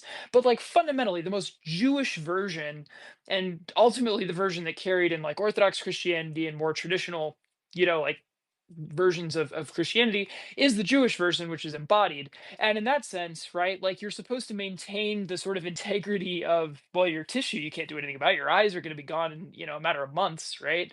But the bones you're supposed to kind of preserve and look after, right? And I think, for the record, as an aside, I think it's really funny the idea that you can like troll God by like grinding up your bones, or like, I don't know, getting yourself like vaporized in a nuclear explosion, right? Like if you conceive of this like all powerful deity outside time, like it's probably not too difficult for him to reconstruct you. But like you shouldn't do it anyway because it'll like make him mad or something. I don't know, it's not really clear. But again, like you see the conception carried through into like Christian European practices. But yeah, I guess like it's too bad because we really only have access to these beliefs, these sort of folkways, through biblical scholarship. And until very recently, archaeology that we couldn't actually translate, right? Like a lot of the really pivotal work in deciphering other like Semitic Near Eastern languages happened in the 20th century. So we actually haven't gotten all that deep into like texts that are still being unearthed to this day. But I feel like the more we find, hopefully the better sense we'll have of the degree to which the skeleton was somehow like the foundation of being, of organic being. Trying to think. I don't know of any Near Eastern sort of creation myths that address that directly, unfortunately. But I'm also just ignorant, so I could that that could totally exist. But yeah, there is something there, man. Like the Valley of Dry Bones is really profound on this point. I agree. Thank you, Solar. Yes, Joshua, please go ahead. Well, for that matter, I would also point to Egyptian religion, because Anubis, his job was to mummify the bodies, and he brought back Osiris after Set dismembered him. So I think there might be something there too that's kind of analogous or congruent with Hebrew, and some of these still today, the rituals that we go through and embalming the body and removing the organs, which I think the only one they left in at that time was the heart. So I was wondering if maybe you wanted to weigh in on Anubis. This is a Solar question. This is not a Jin question. Anubis? Well, I know we talk about Set a lot, so I was curious if anybody had pondered the role of Anubis, because normally you'd relate the jackal to something like negative or whatever, but in this case, he was a guardian of the graveyard, essentially. And Well, I always thought it was like Batuk by Rava. Sorry, Joshua, I didn't mean to interrupt you. No, it's okay. It's just it reminds me of the concept of a Grimkirk, like burying an animal underneath the house or the church to haunt the grounds, to kind of look after things. In the graveyards in general, and I think all this kind of just has its roots maybe with Anubis. I've been learning about him lately, and so I think the preservation of the body like that might have its roots with Egyptian. I don't know about any of that, so I don't know. But I always liken Anubis to Bhairava because he rides a black dog, and he is, in a way, the god of magic and secret knowledge. So I don't know. I always saw them similar in a way. And he always wears the moon on his crown, right? But it's not really the moon. I've taught you all iconography better than that, hopefully. But the crescent moon is always the eclipse. It just looks like a crescent moon. People will say, oh, it's the crescent moon. No, no, no. It is the eclipse. It's actually one part of the moon cycle. It's telling you like the days of ritual worship and also like the sort of astrological conditions for like the peak optimal. That doesn't mean like it must be on those times. It just is giving you sort of instructions encoded in the iconography. So I just always thought, yeah, that is the most like him. And his son obviously is the god of writing in one way of thinking. And his wife is obviously the goddess of learning in one way of thinking. So I think that makes sense. And I think yeah, the idea of bones being fundamental. Well, this is what I was trying to get at in a really roundabout way. Is like, do you need like the sacrifice, the sacrificial element, or can it be conceptual? So a lot of Vajrayana, I'm not going to say every like 100%, but a lot of Vajrayana is a lot about conceptual offerings. So I would say that we would argue that you don't necessarily need blood per se to do the same operation. Now, are certain things used in homeopathic potencies? Yes. And like even when Solar was like to anoint your runes the other day, or was it? Yeah, it was today or the other day. And he was like, "You need to get some, that on them." And I was like, you could just crush up 2 nectar pills and add hot water, say a couple words, and then there you go. Same thing. But maybe it's not. Maybe it's all about how you think of it. So I don't know if that sort of addresses any of that, but I would say I always try and think of it conceptually and like, see, can I do the offering conceptually? Can I make it be about, one of the Buddhist ideas? Okay, Joshua, sorry, or Solar. Joshua, I think you had it first, so I'll let him go first. Sure. Yeah, I'd actually appreciate that feedback. Thanks. And I think that maybe the blood activates the runes in a sense too. Like it would make more sense if it once blood touches bone, that's somewhat magical, I would think, right? Like it becomes the living word at that point if you were to anoint your bones. Anyway, so I was thinking about octopi. They're very intelligent, but they don't have chordata. They don't have bones or spinal cord. And so, but they're very intelligent. So I don't think that the bones are necessarily needed for intellect to occur. So if we're talking about like what were the requirements of a creature to have a spirit or a soul, right? So we know porpoises, but of course they have bones, but the octopi don't, but they have blue blood. So it got me thinking, like, is there like kind of how Mars represents both Aries and Scorpio? It's maybe the blue blood is Scorpio in this case because it's still ruled by Mars, you know, and then red blood would be kind of like your lamb kind of symbolism, but warm-blooded creatures, for instance, would fall in that category. So it's just the thought that I had as we were discussing this. I mean, I immediately thought of like, I mean, llamas do this too. They'll like do sheep. This is not like a conventional thing, but this is more of like a village shaman thing, or a Bompo or Nyingma sometimes thing. Is they'll put like a whatever, like a sheep or a mountain goat, like under the foundation or fetus or whatever. Yeah, and like just like the Peruvian shamans do, exactly the same thing. Yeah, Solar. Sorry, go ahead.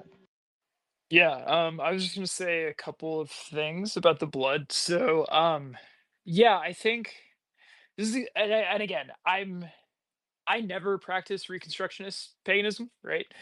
Um, I don't think those guys would be very happy in our spaces anyway. So, like, it's no surprise we're not bringing that perspective in. But they're going to give you a totally different reason for why the runes should be blooded, because the Eddas and the sagas cite blooded runes, and so that's what you have to do, right?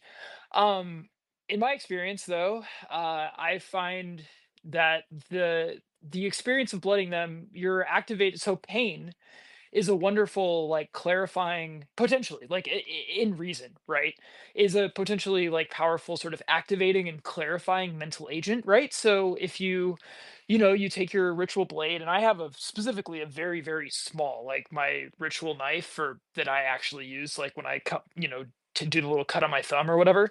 Like, I'm not using a 4-inch fixed blade that I could it's like it's designed to be limited in its efficacy, right? But that sharp, that zing, that, like, charge that you feel through your body, just, even, like, not even talking about energy and stuff like that, right? Um, but that can be a powerful activator. But I think that Jin is correct in saying that, like, we should aim towards working at a more purely conceptual level. Like, this actually came up in our conversation with Toby Chapel, right? Where he was basically like, the long and short of it was like, you can use certain givens of your contingent self, your embodied self, however you want to say that, the cultural assumptions you might have, even if you ultimately see yourself as wanting to free yourself from those things, to not be subject to those conditioned features, right? You can nonetheless acknowledge that you are currently subject to them and use them as, like, I think I use the metaphor of like a gravity, like, slingshot, right? Like a, like a spacecraft using the gravity of an object like a moon or something like that to swing itself around, right? You're ultimately you're recognizing that it's potent in a context, right, without assigning it like an absolute metaphysical value, right? And I think that's useful, right? So in that sense, also, it keeps curious people away from wanting to touch your runes. I also kind of, in that same way, right? Like, for my, I don't actually use tarot as a divinatory tool. I use runes. But if I did, I wouldn't let people handle the decks that I actually use for divinatory work, right? I would keep those separate. You can look, but you can't touch, right? Those are mine. And they have this, I'm building up, even if it's purely symbolic and sort of unique to my, like, what we would call, like, subjective universe or my conceptual reality.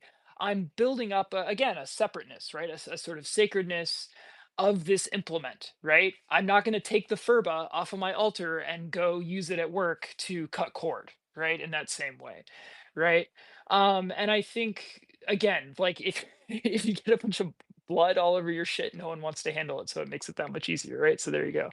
um yeah, I don't know, that's enough for now, but there is real, like, utility in using the tools that you have available. Oh yeah, the one other thing I was going to say, I do think there's, like, an interesting, vague notion. So again, I'm not an Egyptologist. I'm told that there are many actual serious, like, professional Egyptologists in the Temple of Set, but I mean, I wouldn't know. And I'm certainly not one of them. Um, it's my understanding, though, and again, like, the sort of stellar cult of early Egypt degraded very, very quickly. So it's kind of hard to talk in generalizations about these things, but it's my understanding, at least in the reconstruction of the cult and the cultic practices that I've encountered in reading, studying material, is that you had this notion that so during life, you're supposed to, if you want to refine like the practice down to like a bare essential, one of your main activities is to use the sort of the energetic activity of the quote unquote like lower emanations of the soul to feed and ultimately stabilize the higher. So the most practical example would be to use the energy of your body, both your physical body and your energetic body, to activate and nourish the ba, which is the sort of first and primary, the sort of core self. Like I would say the clear light of awareness, right? But that's my bias coming through, something like that, right? And you're trying to sort of stabilize to allow that higher soul, right? That's the fifth soul of this eight soul complex, to sort of recognize itself and understand itself as not being a part of the sort of conditioned exterior, the world of phenomena, the world of concepts, and all that stuff, right? That it's its own sort of separate thing. And to do that, you're sort of in a way siphoning energy from the hot or the body, into that, right? Just in living life and through the initiatic journey.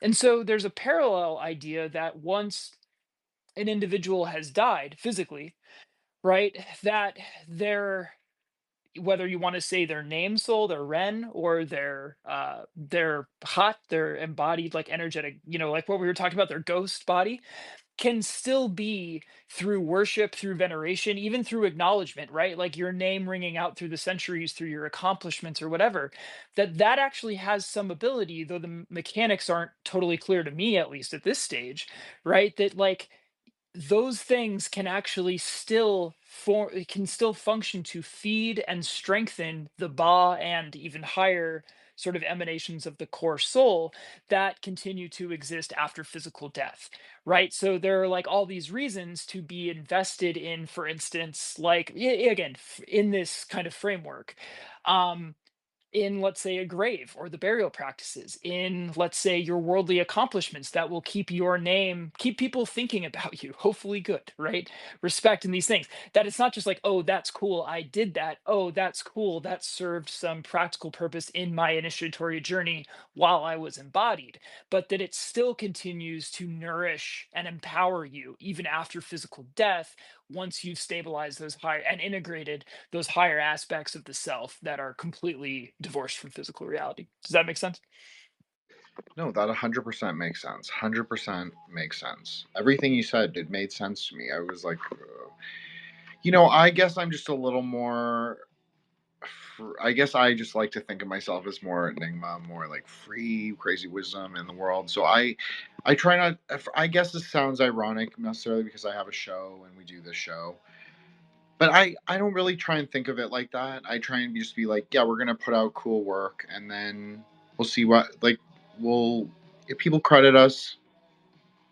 I hope they would. I hope they would think, oh yeah, they actually know what they're talking about. They're like deep in it, as you said, and they're talking about cool things, and so we should cite them. But people have already ripped us off. So I'm just using that as a really microcosmic example of like what you said, which is a lot more macrocosmic, like more aeonic, more like cyclical. I do think that our accomplishments like matter, and I do think like when you were talking about bringing the soul in, I was thinking that's a Dorji practice. That's a Dorji practice. You're trying to stabilize the primordial sound, the primordial word, the hung. That's the whole point. Is to stabilize the five elements and the five aggregates into the primordial sound. So that's why it always should be spinning, because you're always in equilibrium. You're not taking life force away from yourself, and you're not taking yang, which is like the, I guess, benevolent force of the universe. You're not taking that away from yourself either. It should be just equilibrium, so you're at that kind of Rigpa place. Sorry, Joshua, please go ahead, then I'll let Solar go. Well, yeah, I'll be brief because it's actually wanted to add something on to what Solar was talking about. Part of the blooding of the runes, because the runes were received by Odin during a ritual he did where he impales himself with a spear. And so he does suffer great pain with this spear wound in obtaining the runes. But I just really am fascinated about the similarities between the crucifixion of the Logos and the self-sacrifice of Odin to receive the Runa.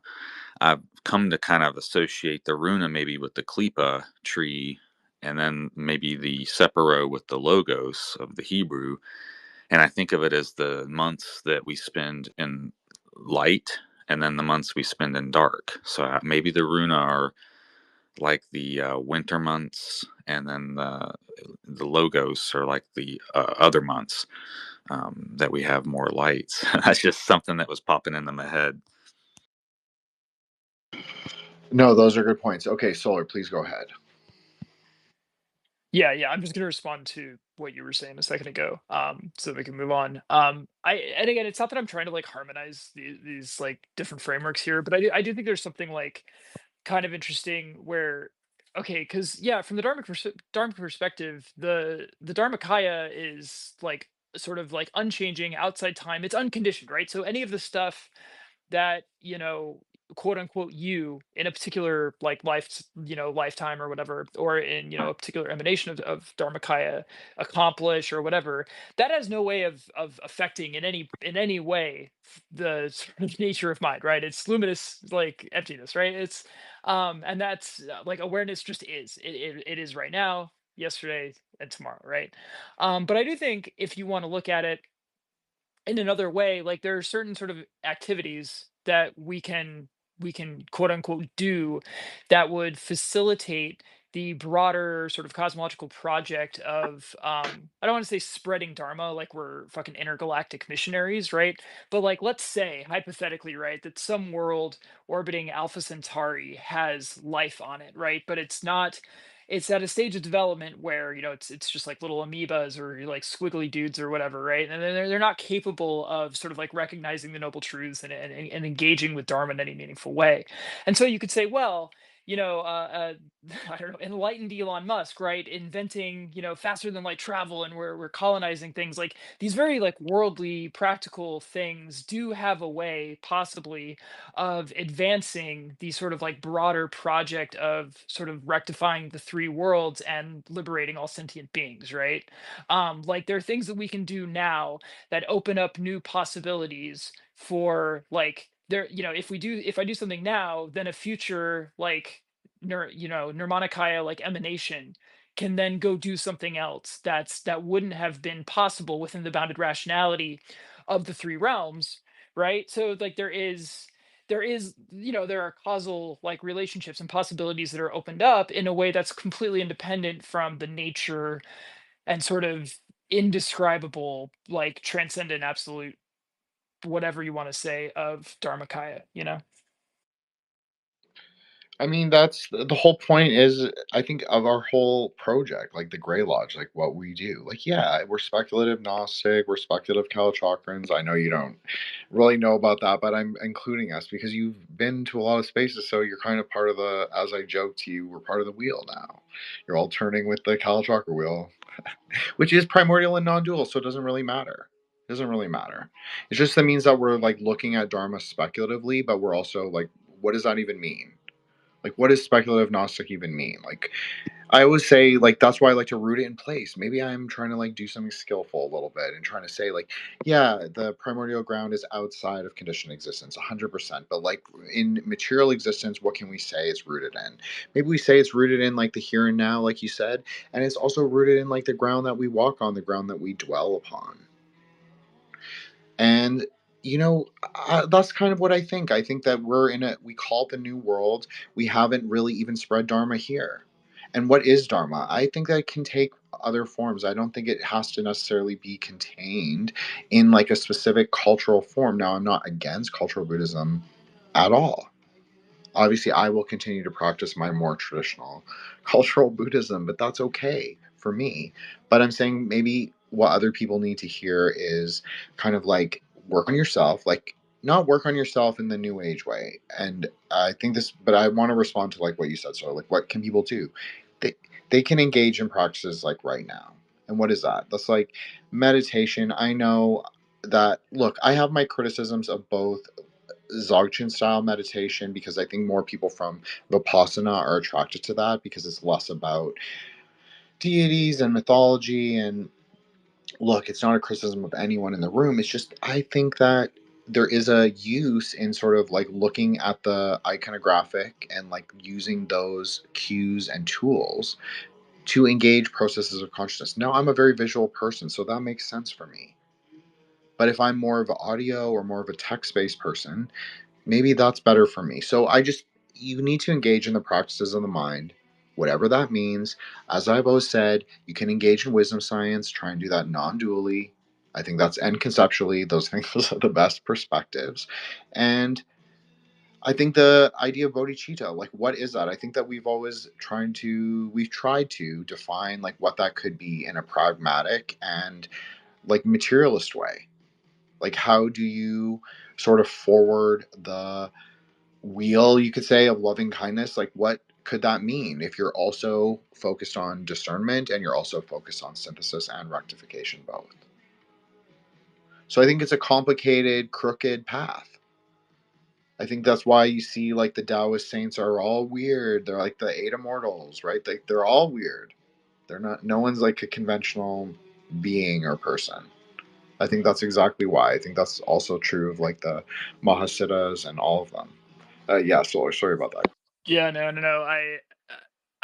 It's okay. So obviously, I make a lot of jokes about like Hitler Guru Yoga and like Wotan, Yidam practice. But I, okay, as fortunate as I am to exist in this time, right? Because like I'm a white guy in, America, and I have access to, I mean, it's not great, but still like I have access to not just Dharma, but there's just a crazy number of, because of the sort of catastrophe that befell Tibet and other factors, the internet, all these things, right? Like I have access to a caliber of Dharma instruction that people didn't have even 50 years ago, right? That's fucking cool.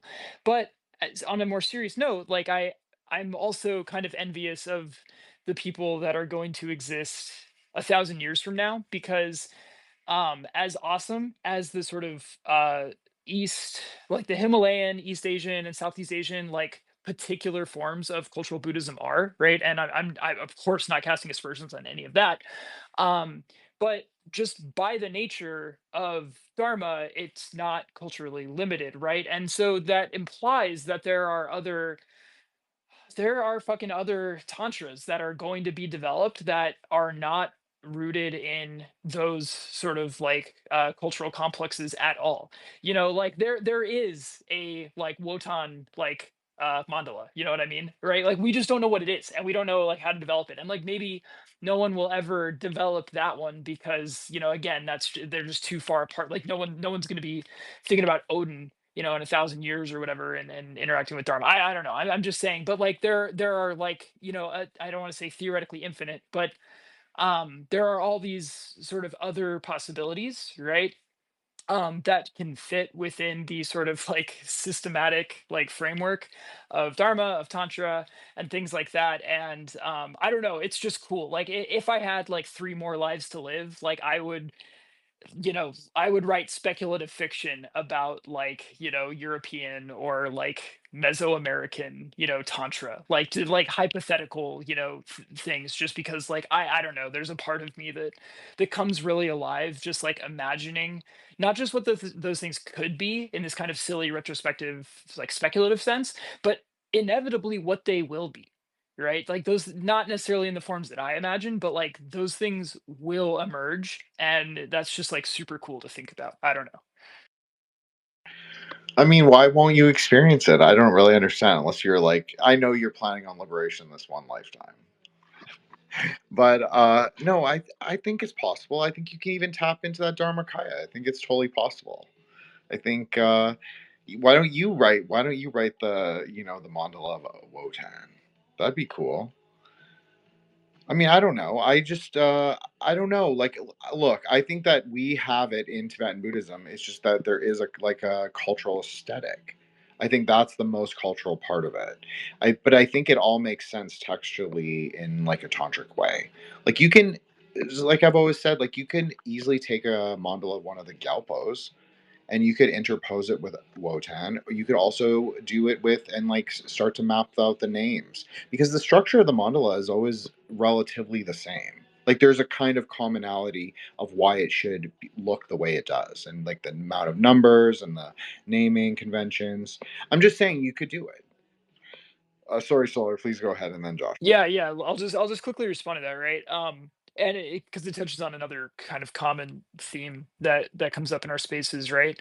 Like, I mean, obviously, ceremonial magic in the West is still very much a thing. There are very, there are orders still trucking, that are primarily engaged in like ye old Golden Dawn derived ceremonial magic and all that stuff. But like 8 out of 10 practicing magicians that you talk to don't fuck with that really. And even if they do, their background is probably chaos magic. And like, why did people abandon ceremonial magic en masse and gravitate towards sort of other modes of expression, right? To me, it's a question of degradation, right? It was that a lot of people entered into the mandala of the fucking Golden Dawn and other sort of like hermetic initiatic orders, and we're like, this isn't working, like this isn't happening. I'm going through the motions, but like there are key pieces missing, right? Like in a way that you talk about a lot of the tantric practices before the Rime, sort of like, I don't want to say reformation, right? But that sort of like rapprochement that happened, right? This revision and sort of critical reappraisal, right, of the efficacy of these practices, right?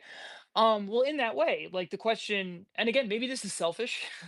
Maybe I'm grasping right now. In fact, I'm sure I'm grasping, right? But the question is why I, Solar Exile, don't dedicate my life to to pioneering the Wotan Tantra, is because I'm interested. First and foremost, I got to help myself before I can help other people, right? And in order to do that, like so it's a choice, right? And it's an opportunity cost. It appears that there are still live functional traditions and methodologies and things to plug into that have come from the east fairly recently, like into the west, right? That work.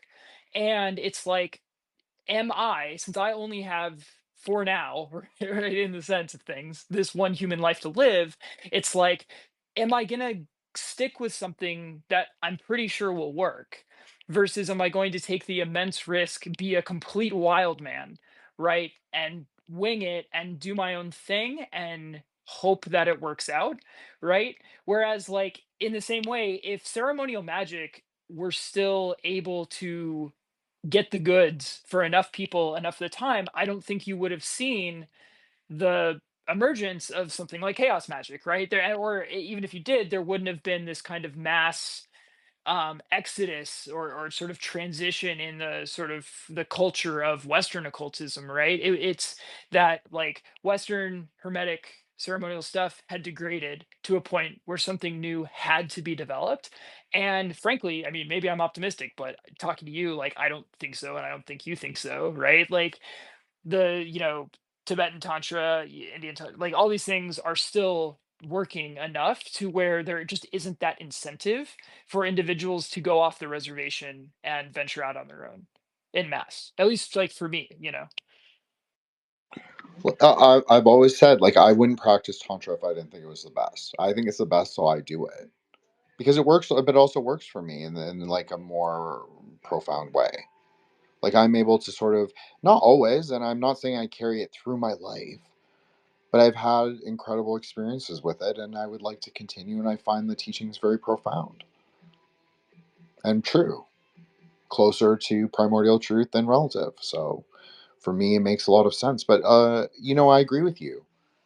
I agree that inci- ritual magic reminds me of like Catholicism. Like, you're just going to go through the motions of the ritual, and yeah, the results is very, yeah, maybe for a moment, great. You had like a little spark of consciousness, little spark of what that could be, but you didn't really follow it through. So, I mean, that's the whole problem. I think it's true. I think people more were interested in chaos magic because it's more of the world, it's more of the mind, and it's about breaking klipas in a way. A lot of it, at least intended to be, yeah, it's like a little evil trickster energy, but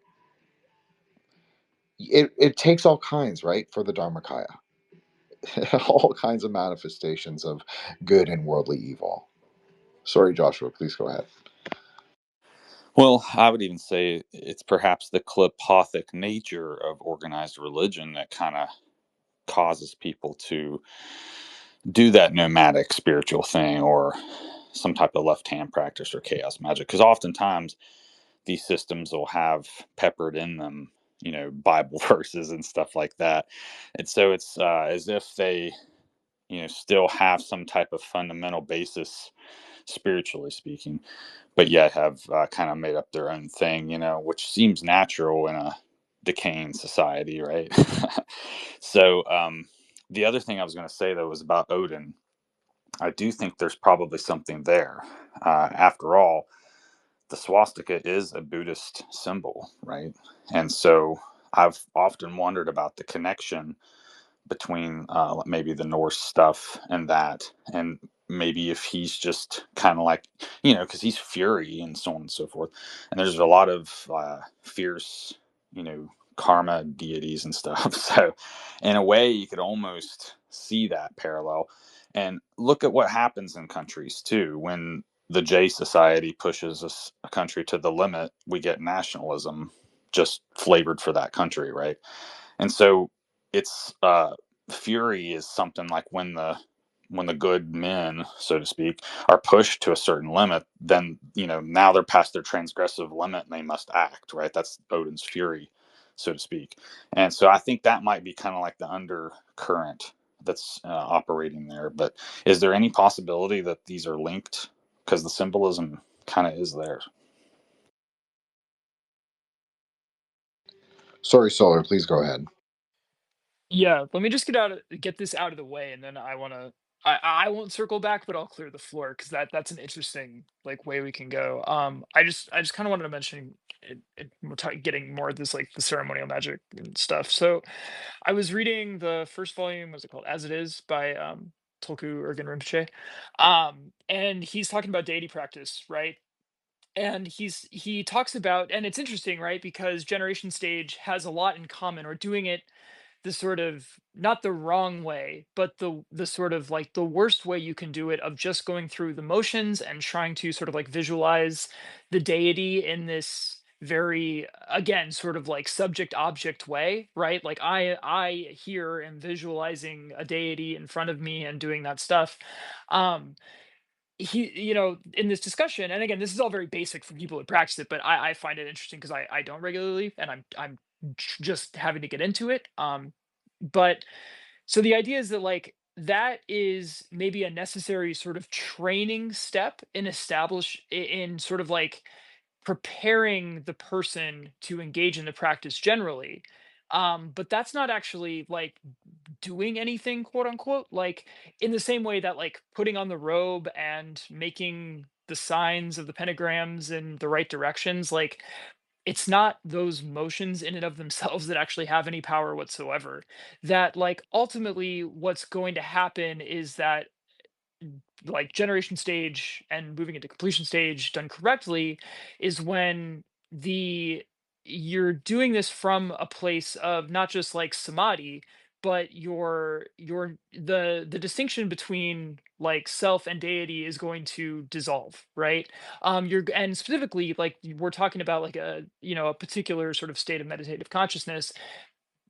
Engaging in the practice in that sort of in that mode is what allows the, if we want to say, quote unquote, magic to happen of the practice, right? That's when you're actually cooking. And in that same way, I don't doubt that ceremonial magic can be tremendously effective, and perhaps those props, those cues, the steps were originally very helpful things that allowed those practitioners to more quickly, reliably, and stably access that kind of heightened state of consciousness that allows the actual magic to work. But then over time, all of those trappings came to sort of dominate and complicate and sort of convolute the process, so that later people trying to engage in those practices are worrying, they're falling over themselves trying to follow the steps, and you're never able to actually sort of get into that where things sort of click And in that same way, like I've said this like in other spaces too, like I can tell beforehand whether a magic ritual is going to work or not before I do it, because I have a sense like, and again, because I always meditate, right? Before I step and actually like do any of the other work, right? And I've either gotten to that sort of working stage or I haven't. And when I'm in that working stage, as I said that one time, like I can make a mistake in how I read the runes, and my divination is still going to be correct, right? Like I'll read it wrong by the book, but I'll get it right. And similarly, when I'm not in that state, I can perform everything perfectly and it's bullshit. I'm literally just going through these motions, you know? And so I think it's again, it speaks to that like it's not necessarily something that we like fully understand. A lot of different systems have different like ways of talking about like what's going on there. But at a bottom line, like there's no substitute for that sort of like elevated magical what single pointed sort of mode that gets you there and actually like allows the things to happen, you know? That was really well said, Solar. I'll just I'm not correcting you in any way. What I'm going to say is that outer visualization, what you're calling outer, that's very advanced. People have a hard time with that, and that is an outer practice, but it carries you up through Charya Yoga, so through 3 or 4 levels of Tantra. So it's very important. Like it's not that it's not doing anything, but you have to sort of make it work. That's sort of how that works. It's like it's very dialectical. Like yes, it's like you are projecting, but it's something else. It's like a little other power as well, and you're doing things. And like the more advanced you get, then you'll start to visualize the mantra. Then you'll start to visualize like where the bija goes. Then you'll start to visualize that as like a spark in the body. But that's even very advanced.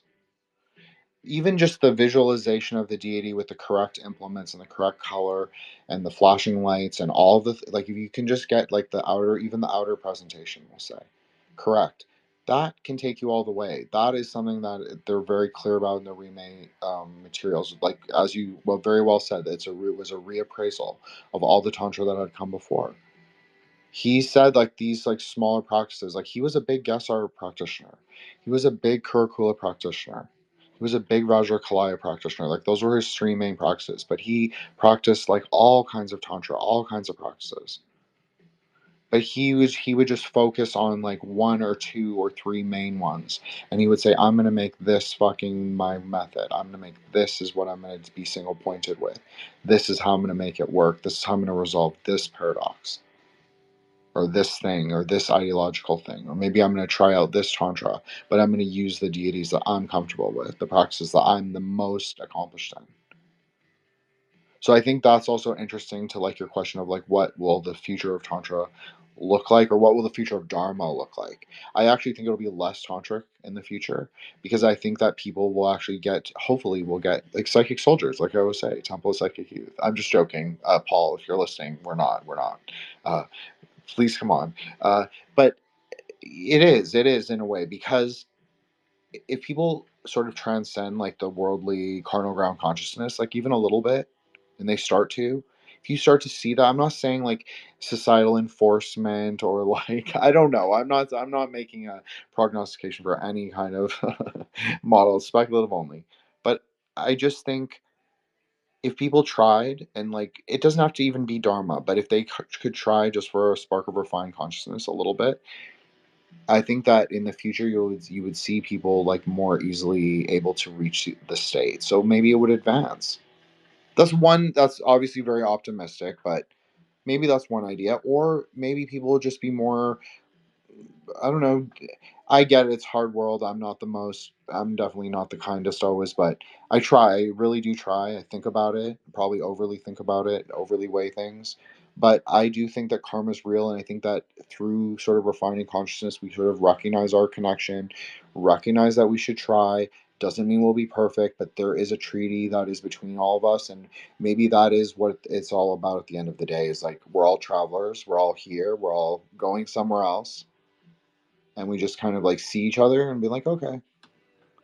I don't know. It's just speculative. I'm just saying, I do think though there is something to trying for refined consciousness. I don't think that's bad. I think I think there's been a lot of things that say, oh, this is bad, like the occult is bad, like wisdom science is bad. But you know this, all of you know this, is like, I'm aeonic. I want to go forward. Like, where's the arrow pointing us? Well, I think it's pointing us to these questions of like deeper meaning, or like revivifying them, or bring them back into view. Just like Solar said, we're so lucky to live in like an aeon, that we have access to the internet, that we have access to practitioners, that we have access to practices. I mean, it's a very free time in one way. Knowledge is very free in a way. And I think that is very liberatory in a way. It's like, but what do we do with it? So, no, this is a great place to end it. This was a great space, honestly, legit. Good job, guys. Solar, Matt, and Joshua. Thank you guys so much for coming. We'll do a quick room shout out, then we'll close out. Mighty Robin, thank you so much for coming. Avi Bulbrave Free, check out her yoga website. Thank you so much for coming to Kini the Lodge. Sir Tim of the Tunnels, our Hapaborean brother from Hawaii, check out the lodge. Thank you so much, Logi. Leo, thank you very much for coming. Appreciate you. Blue Hour Bookery, also appreciate you. Thank you so much for coming. All Lodgies. So yeah, we did a little show out tonight. That's good. Good job, Nagas. I mean, that's what it is at the end of the day. Like, try to do meditation, try to do the practices. That's where the real magic happens, is in your mind. Yeah, if you want to be edgelord, like, yeah, DM Solar. I don't know about those things, like whatever he's doing with the runes. But I'll say, we have Modice. I do I Ching now. I've never been a big tarot person, but I did pull a couple cards. You know, it is what it is, okay? It's just like, even about the blood stuff, like I'm always going to be squeamish about it, but I'm a traditionalist maybe in a way. So I don't know, but anyways, love is a cause of knowledge plus ultra. It's all speculative till it's not. Magic is motherfucking real, even if you're wearing the ring. So let me just say that. That's pretty much it. Check out the Grey Lodge, the True Grey Lodge, the TRVE GreyLodge.com. Like and subscribe. I'm Jin the Ninja. You can check out our keynote, check out all the people. I try and get their ads right. I apologize if I don't, but and check out Brother Matt, of course, and Brother Mike, and Brother Monty, and everyone else who joins us. Appreciate it. And everybody have a great weekend and a great night.